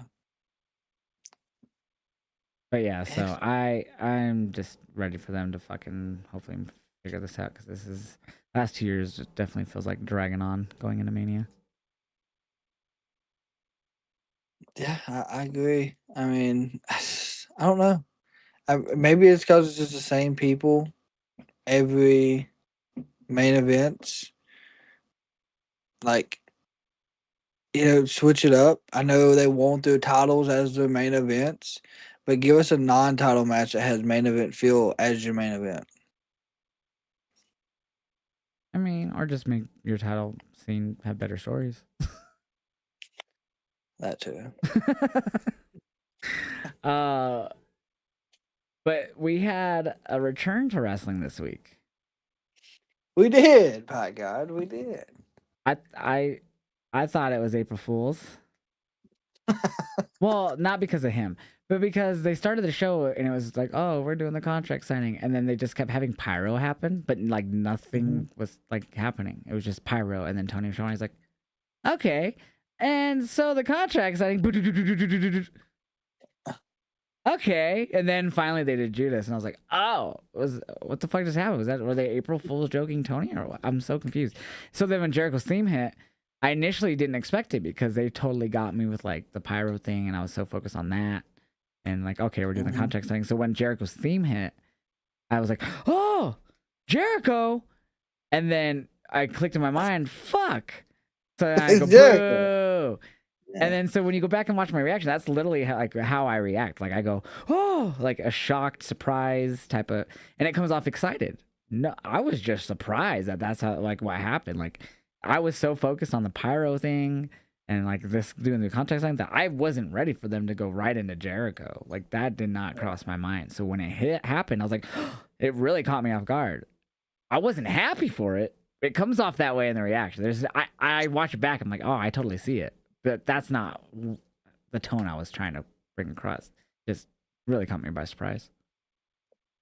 I was excited. I even pointed out while I was live talking about it. The crowd, and it might just because they were in Winnipeg, who knows? But they were happy to see Jericho. It Yeah, wasn't he sang a song wasn't and getting everything. booed. So there's a saying I've always heard that we can't miss you if you don't leave. That's something I've always heard. If you don't go away, how are we gonna miss you? So I he always believed left. that until Jericho came back. And then I didn't feel that way. People will say that I'm lying and I'm just trying to cover up for. No, like I'm not. There's no online persona to be had here. The last 3 years of Jericho did not make me excited to see him return. The In the same last company that I didn't enjoy him in. the last year of Jericho was rough. I will The agree last with you. 3. I feel like he Jericho done. Appreciation Society sucked ass. Yeah. And they just kept doing the Sammy Guevara shit. It was annoying. That was some of the worst times of AEW. Was that Hated doing it. was that the Stadium Stampede shit too? I mean, they were probably part of it, but I just that faction just booking was terrible. It I was, hated and JAS. booking has gotten better, a lot better. Yeah, but Jericho's consistent terrible booking hadn't there for 3 years. Oh, 2.5 because he's been gone for a bit, but Well, hopefully things will be learning better. tree was He's ass. There was moments like the Ishii thing where he was like walking through the arena and Ishii followed him for the that would be contract for the way. ROH title. That was hysterical. That the match sucked. The fucking segment to the contract thing was fucking hilarious. Like there's things he does that crack me up, like little things like that. But the booking is usually pretty bad. Like if he has gimmick It's not, matches, his gimmick matches he had, I always remember the Bandito match for the ROH title. That screwy yes, fucking finish. yeah, and then what? Bandito's mom and sister or something Yes. got Yeah, and involved. Gravity and oh my god, dude. And he didn't even need that 9th fucking ROH title reign. No, he didn't. I No. get there was the rumors that they were trying to shop ROH for TV, and of course they didn't buy it. You know why they didn't fucking buy it? Because Jericho's the ROH champion. Yeah, I mean Bandito's champion right now.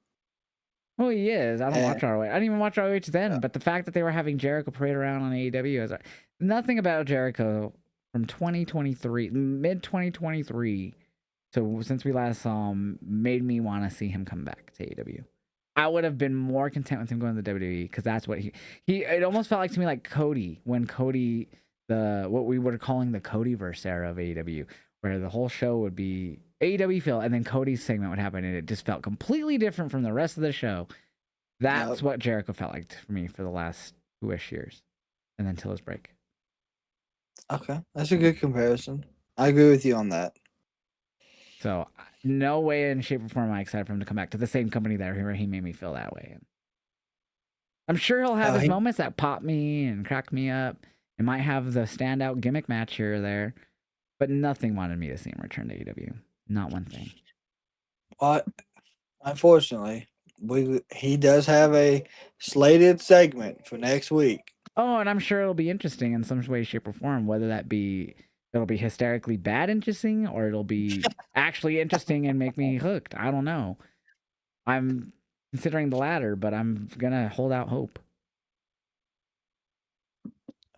I mean, I hope it's good. Yeah, me too. I really do. Because I love AEW right now, and I don't want that to get.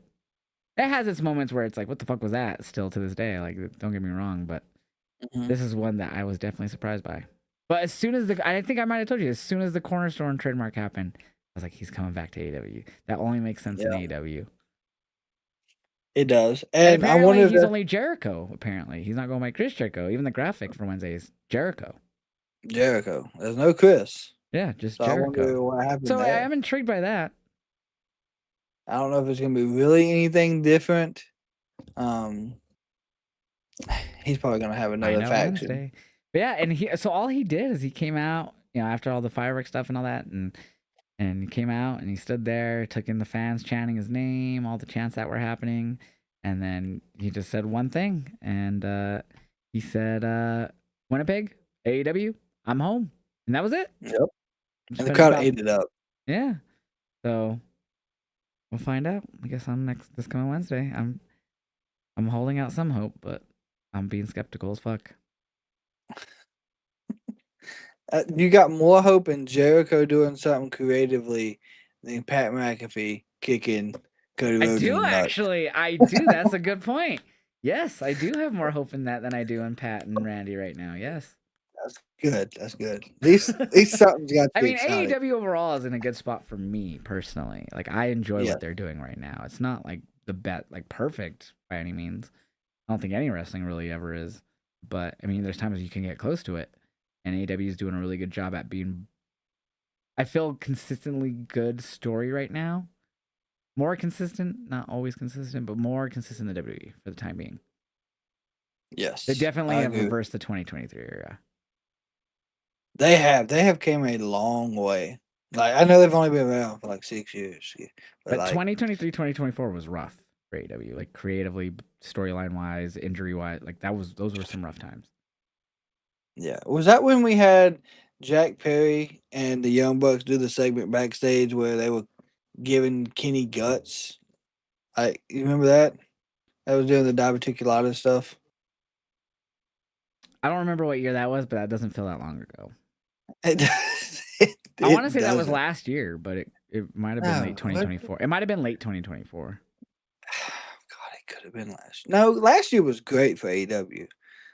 No, it 25. was. I would say it picked up in March. The beginning of the year was continuing that kind of like, because we were still in the John Moxley like, Death Riders are kind of like right now. Death Rider Yeah. story is kind of meh. But then once Double or Nothing season came up, or not Double or Yeah. Nothing, it was Revolution came up, and then Double or Nothing. Like once we started really getting going, and like I think more people will point to Double or Nothing last year being like that point that's like, okay, we're back. But I feel like Revolution was like, we're on the way last year. So for sure, 2025 was one of their better years. But it was the beginning of the year was still like a lot of us were skeptical because we were coming off some shit. I say for me, the point where I was like, okay, AEW's fucking back was Hangman and Osprey.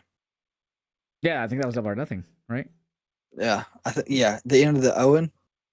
Yeah, so that was Double or Yeah. Nothing. So yeah, that's what I'm saying. A lot of people are gonna point to Double or Nothing last year being that point, like we're back. But I feel like Revolution was the point where I was like, we are definitely on the turning point. Like this is the company I like. This is what Was I like to see. So Revolution last year was Revolution? definitely the one where I was like, we're starting to move here. Yeah, that's where they took out Brian, right? Is that when they finally made that? Let's see, because I forget because so much happens in the wrestling world. So yeah, but it was definitely Revolution that I felt like the shifts, at least for AEW, not like that WWE was on the downturn. I don't even remember what they were doing at the time. But Hangman defeated MJF in a normal singles match. Yes, because that match was amazing. It was only 20 minutes, but great. Mercedes defeated Momo Watanabe, defending her TBS title. Swerve defeated Ricochet for the world title. Oh no, number one contendership for the world title. Okada defeated Brody King for the Continental title. Hurt Syndicate retained the tag titles over the Outrunners. Oh yeah, that was where we got the Hollywood ending, Timeless and Mariah. Yep. And then Kenny defeated Takeshita, which was an amazing international title match.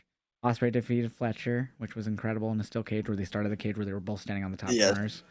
And Moxley defeated Cope and Christian in a triple threat. Which that one was a little but yeah. And I think that's the reason I think Double or Nothing is where I felt it, because of the fuckery at the end of that one was kind of like, what the fuck are we doing? That's where we were still skeptical because it was like, oh, what was that? But like, yeah, because it was like a technical submission or whatever the fuck it was. Yeah. But yeah, so because that's where he cashed in the Casino Gauntlet, like because it was just a one-on-one, and then he cashed in his Gauntlet from All In or whatever. And yeah, I think that's what threw everyone off about that one. But like the whole show in itself, when you like look at everything besides that, it's like, damn, that was a great card. Yeah. But yeah, I would agree. Double or Nothing was the one where everyone was like, that's when everyone could be like, oh, okay, this is it. Because then we all saw the idea of where they were going with Hangman at that time. So I will say, Double or Nothing is the reason I bought my All In tickets, because after that pay-per-view, I went and talked to my wife, and she keeps up with wrestling as well, and I was like, I know now where this story is going, and I want to be a part of it. I want to say I was there for the return of AEW. And she was like, okay, let's see what we can do. Like, do you remember how And mad everyone was when we couldn't see the AEW title? Like, it was, oh, here's Moxley in the God, stupid fucking briefcase again.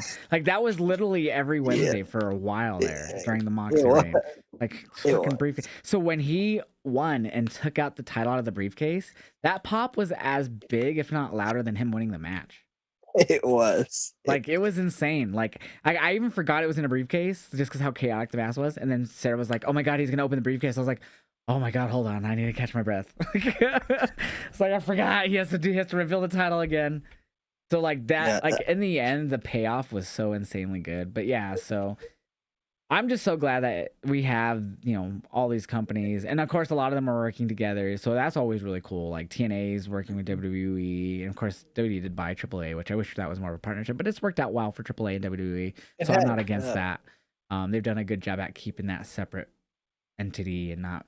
And a lot of people who watch AAA will say, yeah, they did Americanify it, which I'm not surprised by. But it seems to be paying off for the company and AAA itself. There seems to be a big boom for AAA right now. Yeah, AAA is technically, I guess, going on right now, That's right. as Saturday. well tonight. And so Fraxium, there was a tag match where it was Team USA versus Team Europe, and Axiom represented Team Europe, and Nathan Ooh, Fraser Frazier was on USA. represented That's cool. Team. And Yeah, they faced before. We've so seen them face before in WWE in different situations. yeah, so that's what I'm looking like. Literally, it just popped up. It ain't the whole highlight, but it's just them shaking hands. GCW's on right now too. You know what's funny? So during my stream, I forgot that we were gonna do the podcast, and I was talking to my chat, and they're like, "Oh yeah, we got GCW tonight." I started going through the cards, like that's actually a pretty cool looking card. I was like, "Chat, should I stay live and watch it?" And it's like for like an hour, I was like, "Yeah, we're gonna stay live and watch GCW."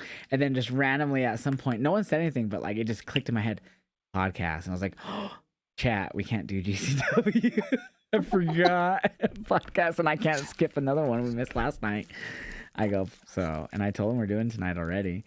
And I was like, all right, I could tell them. They're like, no, do the podcast. So I have it up over here. I've had it up the whole time. I just got done with Megan Bate and Steph D. Lander. I am not obviously fully paying attention, but I'll look up here and there and see what's happening.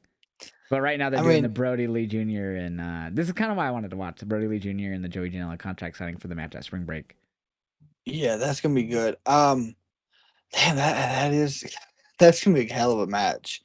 By chance, are you doing any special like events during WrestleMania week? Like, are you watching So a anything lot of that's this going is on? just on Triller Plus, which obviously another streaming service, but Triller Plus during Mania weekend is a godsend. So not everything will be on Triller Plus, but like I think Spring Break won't be. I think I'm gonna have to pay for that separately.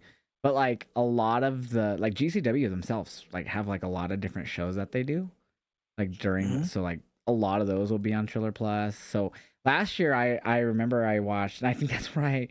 I saw probably the worst match I've ever seen in my life.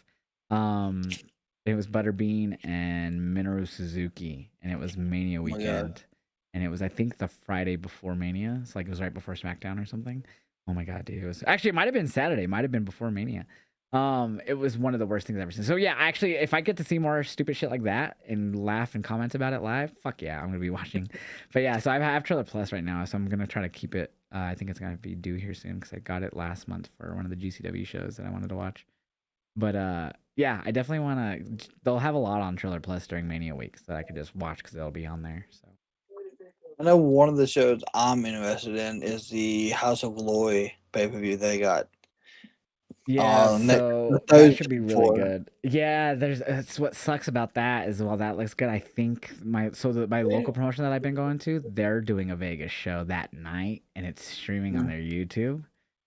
And so my goal, and I'm pretty sure they're cool with me showing it on my stream. I'll have to double check with them, but that was my plan, was just to react to that on that. I'm pretty sure it's the Thursday. And I think it's the same time as the House of Glory show. And I actually haven't reacted to House of Glory yet. And that's something I've been wanting to do because they've been having some really good shows lately that I always hear about. Yeah. So I don't know. I might just be watching my local promotion. Hey, I don't blame you. If there was a local promotion running, I most definitely would watch it. I won't be there. It'll be in Vegas, but yeah. But Sam's defending his title. It's a rematch against Niles Blood. And Sam turned heel. And it was the night before he turned heel in GCW, so oh shit, Amanda Huber's there. Sorry. The contract signing. The Brody Lee's widow. It looks like she's there to sign the contract for Brody Jr. So like it's like all these cards coming up are great. Like Brody and Zilla for HOG, Ricky Sosa and Cash Flow, Bandito and Amazing Red. Like Oh my god, I think that match I really want to see. yeah. Amazing Red, even though like you'll hear people give him credit, I still think he's underrated. Like people don't give him enough Yeah. credit. I completely agree with you. And it looked like Charlie, of course, is Oh yeah, she got announced for Dakota something. Kai. She's going for the title against Shotzi. Is it House of Glory? Yep. Fuck. See, I want to see that and I almost went to that show a few weeks ago in Denver. It was on a Friday, and it was Shotzi Abaddon at what's called Lucha Libre and Laughs in Denver. Yeah. And I almost went to it, but because it's a couple-hour drive, and I had to pay parking, all that shit up in Denver, I kind of don't want to. But I do wish I would have went to that. I really did. I really like Shotzi. Met her last year at All In Weekend at not WrestleCon, but Starcast. Yeah. And she was really cool. And I regret too, I didn't get to ask her. I didn't think of asking her about ghost hunting stuff. She's a big ghost hunter. And I love that shit. And I didn't even think of talking to her about it. So I love Shotzi. So, and I watch her YouTube videos when she does the ghost hunting stuff all the time too. So I really would love to watch her and Charlie go at it again.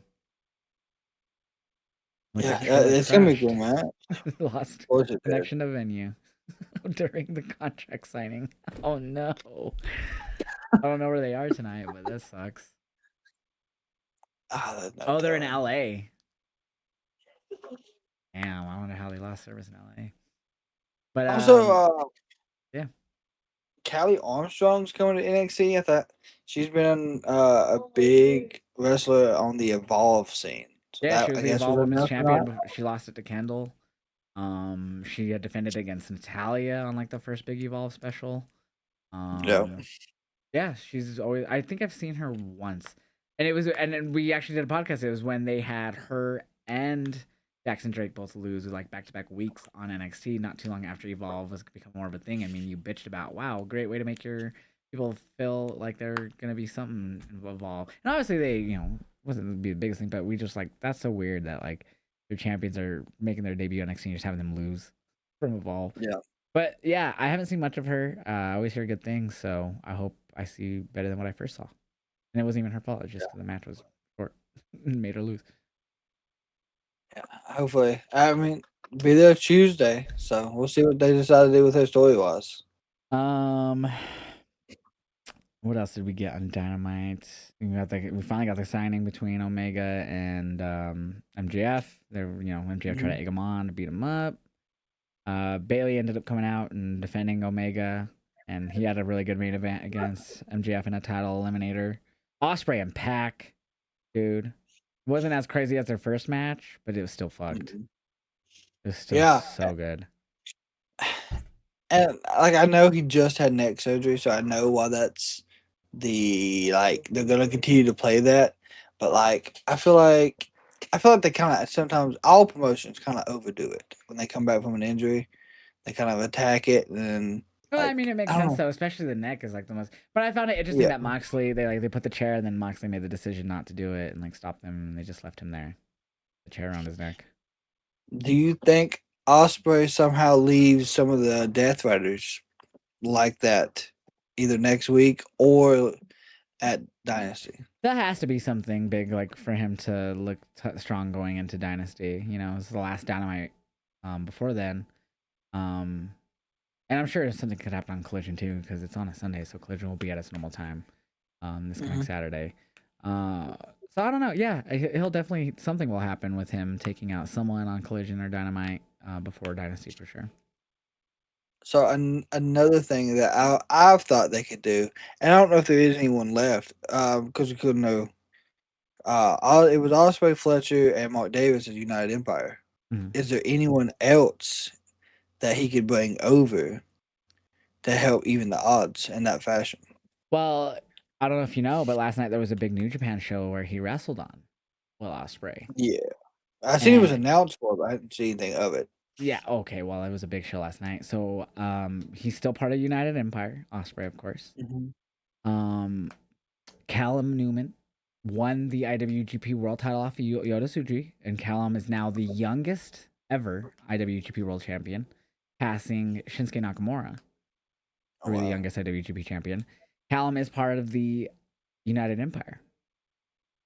They seemingly turned heel last night, and Will Ospreay didn't seem to like it, and they didn't like that. He didn't like it. Okay. So So that I don't is know. He did. interesting. He did ask them for help, but then when they were, I think I forget exactly. I'd have to look it up, but basically, I think they attacked Suji or something after the match. Something happened where they did something, and he was not pleased by it. Mm, Osprey. okay. So I don't know if he'll be part of the United Empire going forward much longer. But he did ask for Well, help for the against the Death Riders from them before. okay. See, I was just me throwing out ideas, and by God, there it is. Yeah. So, So but I don't yeah. know. So some big shit happened on New Japan last night. Yeah, I missed that one. I know we had a match, and they talked about it on I think Dynamite, but I didn't know that was last night. Yeah, I believe Takeshita also was on the card.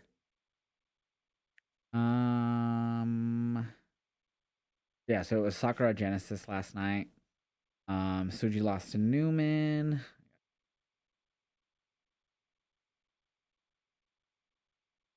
Going to? Hello? Bueller? I have like this thing that like turns on dark mode for pages that don't have it, but it's like not working. Mm-hmm. Yeah. Making the page load slow. Trying to turn it off, but it won't let me. So Cal Newman defeated Yosuji. The Knockout Brothers retained their tag titles over TMDK, which was Sabre Jr. and that guy's name. Takeshita retained the World TV title against Shota Umino in a draw. Bishamon, which is Hiroki Goto, and Yoshihashi and Oleg Bolton defeated House of Torture. United Empire, Will Ospreay, Gedo Khan, and Henry defeated Yu Uemura, Taichi, Naoto, Desperado. I think that's where the rest of them started beating them down, and Ospreay like disappointed or whatever it was. Okay. But yeah, so he did ask for help from them. Okay. So maybe it'll happen. Maybe it won't. Um, I was surprised the Brawling Birds and Mina beat Triangle Madness. Yeah. And then I'm not sure what happened in the match, but I feel like at one point things seemed a little off. I think it might have been when Sky Blue went up and over and hit the floor instead of landing like a little bit on the apron to catch herself. I ain't seen a report that she was hurt, but I feel like once that happened, the match kind of like got a little off centered. But of course, Hmm. me and them still won. Yeah, and it set up for well, because I think it was Jamie who got the pin, but obviously that set up for Jamie getting the match at Dynasty against Tekla. Um, Yeah. but I don't know. I just find it weird that Tekla's losing multi-woman matches. But I mean, it wasn't her that ate the pin, so Yeah, and like I feel like the Sisters of Sin were set to tag titles for the women's division, even though they're on Megan Bain and like Lena yeah, Cross because right now. that'd be two heel teams, so I don't think that's Yeah. gonna. So I don't know. I feel like they're kind of just in an odd spot trying to shuffle through, but there's plenty of people they could go against that Tony could put on I'm AWTV. sorry, it was she did pin Tekla. I'm sorry. Yeah, She she did. did. Yeah, she hit her. So they hit her with a heart attack, the Brawling Birds, and then hit her with a Yeah. haterade. Okay. That's even more interesting. Yeah. I don't know. But Okay. yeah, so she's good. And then we had Cope and Cage, and then Cage acted like he was gonna hit fucking Renee with the chair when they were doing the backstage segment. What an Yeah. asshole. And he was like, Renee? Really? Renee? And then they went into FTR's locker room a little bit after that commercial break, and then RPG Vice were in FTR's locker room for some reason from the Callis family. Yeah.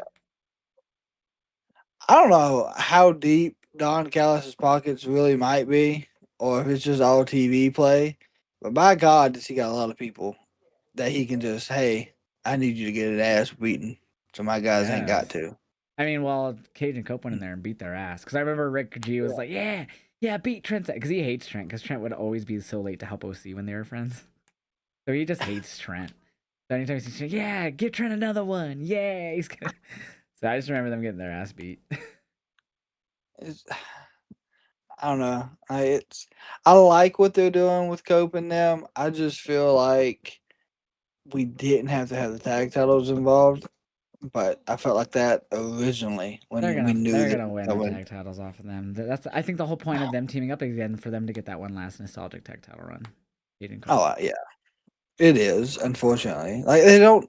In my opinion, they don't need it. Like they've already done everything. I In get my it opinion, because WWE didn't seemingly want to do the same thing with them that they want to do with the Hardys at least. So, yeah, that does. That looking at it that way does make sense. like back before even COVID hit, like Christian Cage was wanting to return, but they like basically didn't want to do anything with him. Like they just had him get RKO'd or punted or whatever the fuck it was. Yeah, I think with a punt. That was the last time we seen punts. Him, Big Show, Flair. Then it was revealed like that was the end of his contract with WWE. Like, oh, Yeah. damn! They sent him That was packing. hard. Sent him out high. But yeah. So I don't know. I get why they're doing this tag title, eventual tag title run for them. Fan of it. No, Yeah. Did you see Mercedes relinquished her last title because the company couldn't fly her out? Because I guess I'm guessing. I really don't know why they couldn't fly her out, but apparently they couldn't fly her out. I'm assuming it's just because of shit going on. It was that Malaysian title or whatever. yep. So they just stripped her of it. Yep. She is now zero belt Monet. No, she has the Owen. That hasn't happened yet, so she still has it. Technically, yes, but She hadn't defended it, but she has it. so she'll be showing up at Dynasty as a face. So I don't know because Tekla and Mercedes as a face, I feel like you would need to have something. In my opinion, I think you need to have something that makes her face on TV, not just return saying I want to be the champion. I feel like something drastic would need to happen on TV to make her because she's been heel since her whole run. It has. So I feel like have her come in and like saying that she wants to, I don't know, build to her becoming a face, not just like, hey, I'm here in a face now. Maybe Tekla wins. Sister Sin are attacking Jamie. They take down um, Windsor, and then her music hits. Everyone thinks she's gonna be a heel. Comes out and But why helps. would she even want to help Tekla and after Jamie them? That would make no sense either. I wouldn't even believe that. I would be like, why is she even coming out here? She doesn't do with any of them. Yeah. And then if she were just She to go don't straight even, after Tekla, it'd be like, I get you want the title, but weren't you heel? I'm so confused. Like, I build to it, not just do it. yeah. And technically, she don't have to go after anything. She can just do like Jericho and just have her music play, come out on the entrance ramp, do a CEO dance, and then I hate that. I hate go when they do back. that. I call that the AEW trope where they just come out and stare at them from the top of the stage. I fucking hate that because they do it so much. They do. They do it a lot. So I mean, if they do it, cool. It's what they do. It's they do what they do, you know. But it's what they do, as Triple H would say. I don't know. Build to it. You have till August for All In. Fucking build to her being a face at All In. I think they could do it. They easily could do it. So I don't want her just to come out and be like, "I'm going for the world title, bitches." Woo! No, build to it. Have her come back and get like redemption or something like. I don't know. She's like, just have her come back, do some normal matches, and then like one day she faces someone who's beating down someone who she fucking I don't know, like someone sitting ringside. I don't know, like she's like in contention, and then she wins and she's leaving, and then like the person she beats beating down like the champion, whoever's ringside, and she goes and save her. You know what I mean? Build to it. I do. It would make more sense, and to go with how AEW has evolved and gotten better with storytelling and progressively improved since what you said, like the end Yeah, of 23, that would make sense. That would feel like, I guess, older 23, 24 stuff. yeah. So I get what you're saying. Sarah said Mercedes said that they tried to negotiate, but she said she decided to relinquish the title when the agreement couldn't be made. So she was Well, trying to, I guess, get paid what she thought, and they were like, "We can't do that, sorry." Yeah. Who knows? I don't know. Who knows what the disagreement was in the deal? But that's a bummer. I mean, she lost every other belt, so that sucks that the last one she couldn't officially lose properly. But business is business, I guess. And I feel like she put over the people she lost them to. Like Oh, all she the did. reactions I've seen of them, match clips, it was good matches, and like she made the person look good and deserving of the titles. Yes, 1,000%. So that's always a positive thing.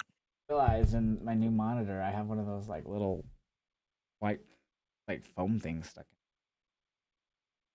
What? Yes, the last time we did the podcast, after we ended the podcast, I showed you that new monitor I was gonna put up, which I got Yeah, up. No, I finally got. I got up that night, but it had like the white, that like white the foam stuff phone. that like Yeah. keeps it safe. I just realized like in the bezel, it's stuck in there and I can't get it out. Oh, that's gonna drive you It is. I nuts. just noticed it. I was like, "What the fuck? Why is there a white dot on my new monitor?" And I realized that's what it is, and I can't get it out of the crevice. I'll get it eventually. Every day you're sitting there gaming, watching. Never noticed it until it's literally top right, like top right corner where the corners meet. It's like that little white foam, and I could feel it, and I just can't grab it out. It's so wedged in. Get a little piece of little tweezers, you can get it. I have tweezers actually. Now that you say that, right here. Here we go. Go ahead, try it real quick. Oh, don't scratch it. Uh, Oh, I pushed it more in. oh no! Fuck! All right, you're gonna get a closer look at me. Oh no! Oh my god, it's so in there now. That's what she said. Oh. I don't want to scratch this. Oh, move in. Oh, ow! It went in more. How deep is this bezel? I could move it, but I can't like. Oh, yeah! Yeah, look at that. Oh my god, that was a small piece of styrofoam. I like how small. Yeah, but It won't focus, but I still got the white dot on the end of it. I got it. But yeah, so I don't know. Built a Mercedes, no white foam. Yeah. Another good thing, actually, I don't think it was on Dynamite. I think it was on Collision. I know you didn't Sheeta watch Collision. returned. Sheeta returned, and the Hurt Syndicate's back. And Bobby they're is now looking for more clear. members. And you know who they need to bring in? Hikaru Shida. She hurts people. They, Not even memeing. yeah, that's true. She's brutal as fuck. She'd be perfect.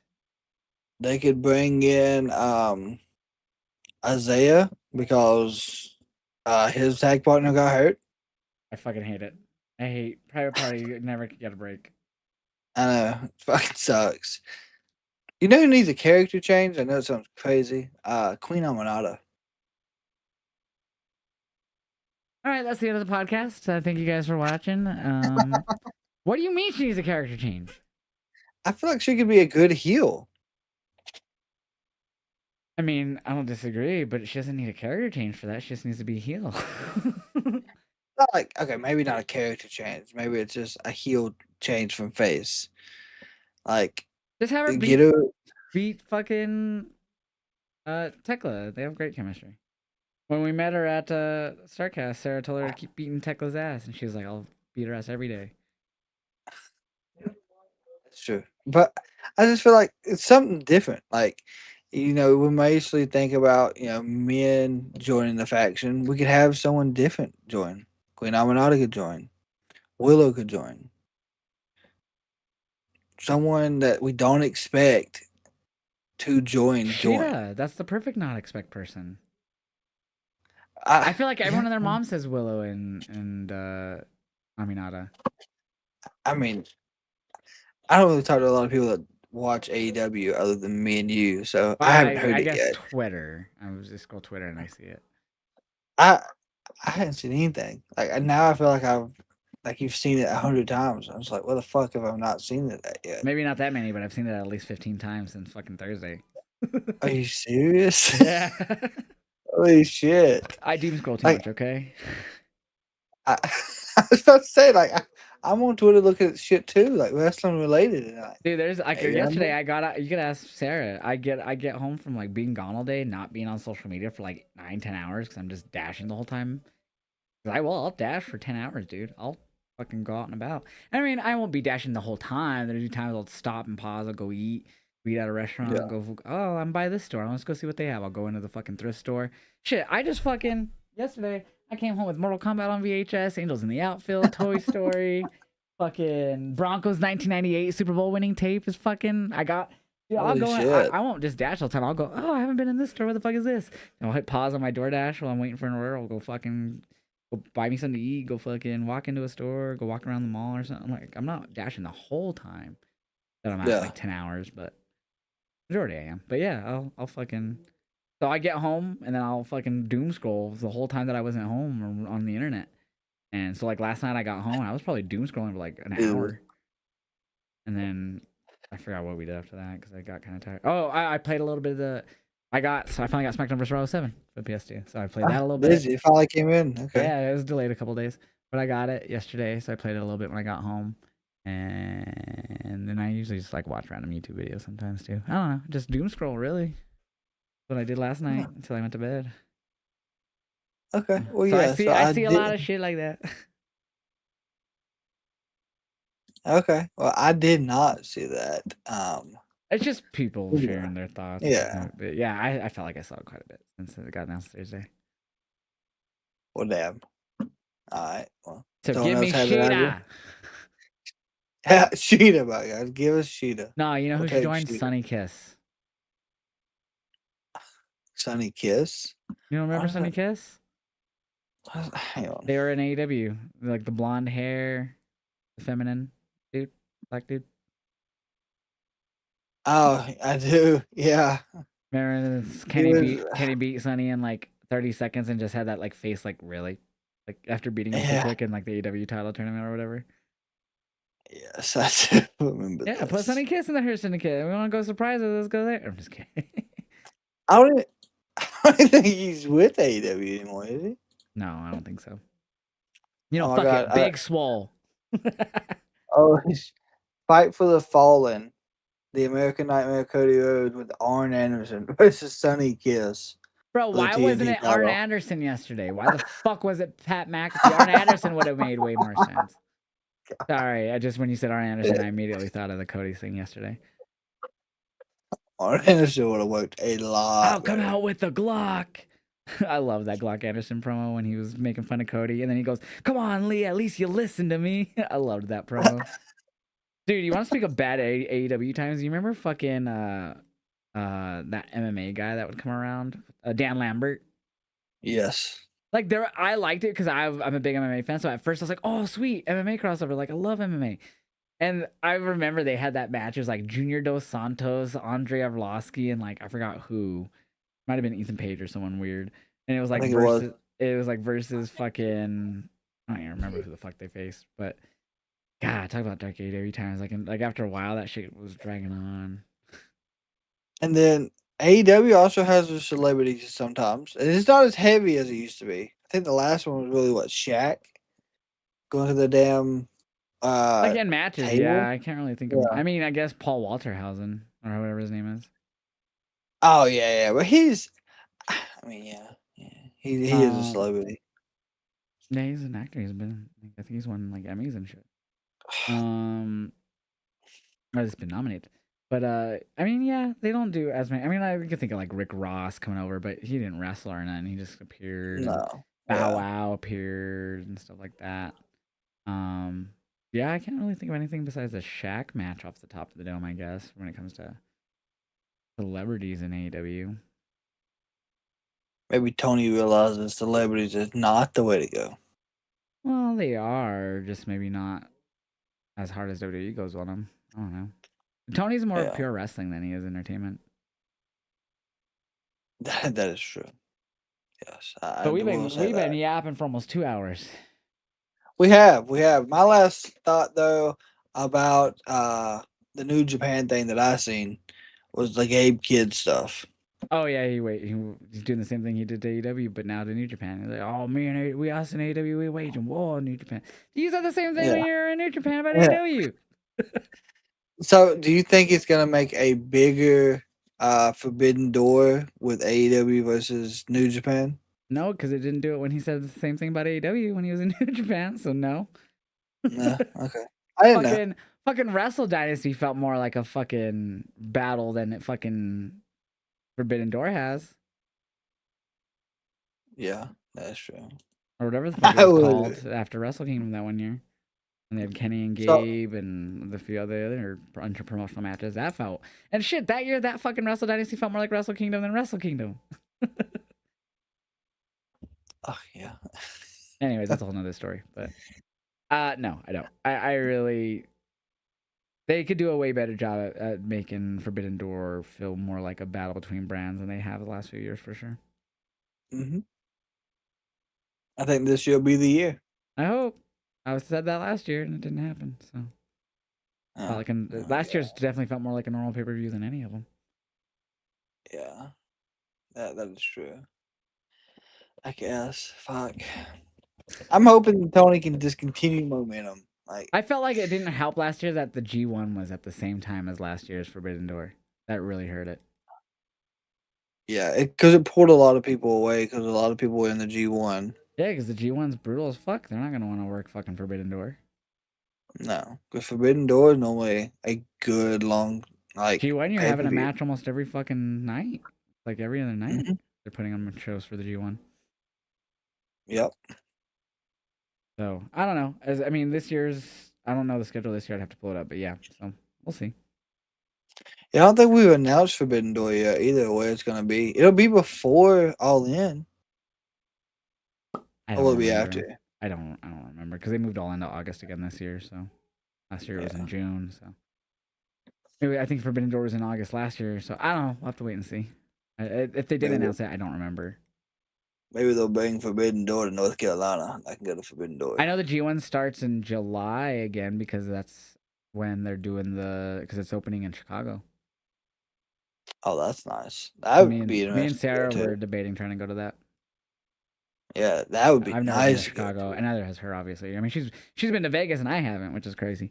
But yeah. So I mean, I've always wanted to go to Chicago. Like it's a city I've always, and I'm big like. If I don't know if you ever heard of the show Shameless, it was a Showtime Yes, show. Yeah, so it's based out yes, of Chicago, and I'm a big fan of that show. So I'd love to kind of like peruse this areas where they filmed. yeah. Shameless was a good show. And plus, it's Chicago. I would love just to visit Chicago in general. See the Big Bean and everything, Yeah, or whatever the fuck that's called. Big ass fucking reflective circle thing. Fuck, I think it's called the Bean. Whatever the fuck it's called. I think it is Dwayne. Yeah, But could be yeah, I'd love wrong, to but go to yeah. Chicago. So Sarah says, would you want to? Are you planning to go to that? Who, Or me? you? Yeah, are you thinking about maybe going to see the G1 in July? I don't even know if we're gonna go. Mm. Like we've talked about it, but I mean, yeah. If I'm able to, I would love to go to the I would love G1. to go to a New Japan show. Just because New Japan shows, they they go all out for those shows. Ba-doomts. So I wouldn't mind going if it's the possibility. Yeah. But yeah, let's tell people where you can find you outside the podcast. Outside the podcast, you can find me on YouTube, Twitch, TikTok, Kick, and Facebook and Instagram as the Kraken Wrestling for all wrestling reactions. Yeah, I believe that's everywhere. You guys can find me Josh Vibes Up on Twitch, Kick, YouTube, TikTok, Instagram. I'm everywhere doing pro wrestling content, and you'll find a lot of other content on the TikTok and Instagram outside of wrestling too, like music related stuff. So check me out, Josh Vibes Up everywhere as well. And yeah, we'll be back Monday or Tuesday, sorry, after NXT. Um, I still don't know if I'm gonna react to SmackDown next week. I kind of want to, but then I kind of don't. If I miss a week and it's worse than the week I watched previously that made me want to miss this week, I don't know if I want to. Like, I don't know. I Yeah, love WWE, but when I'm actually at that point to where, like, at least for SmackDown, and it's crazy because we're literally weeks away from Mania, but I don't mind missing SmackDown.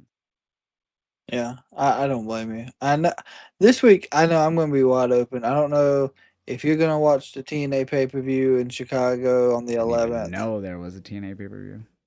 Rebellion. I thought they just had Sacrifice or something. Yeah, that was a Friday show. So Felt like that's it like just happened. NXT. It did. It was, I think it was 2 Fridays ago, 27th. I didn't even know, so probably not. I honestly think the last TNA show I really watched was Slammiversary. Mm. Okay. and that left a bad taste in my mouth. So it's been a while. I mean, a lot's probably changed since then. I mean, they're on AMC now. I mean, I know the big changes, and I know who's champion. You know, I know like the big things. You know, I know Allie's back, and they're doing the whole Undead Realm again with all that shit and Havoc return. Like, yeah, so I see the stuff. I just don't Yeah. watch it. Like, I'll see highlights here and there, and I'm like, oh, if it's something that interests me, like I saw Havoc return. I like Havoc a lot. She's really cool. Someone that I've rated on Mhm. Twitch a lot. She's rated me. We've had little messages here and there. She's really cool. So like, Yep. you know, when people I like or like whatever they have, like, the Ricky Sosa stuff, like I'll watch that shit, like the highlights.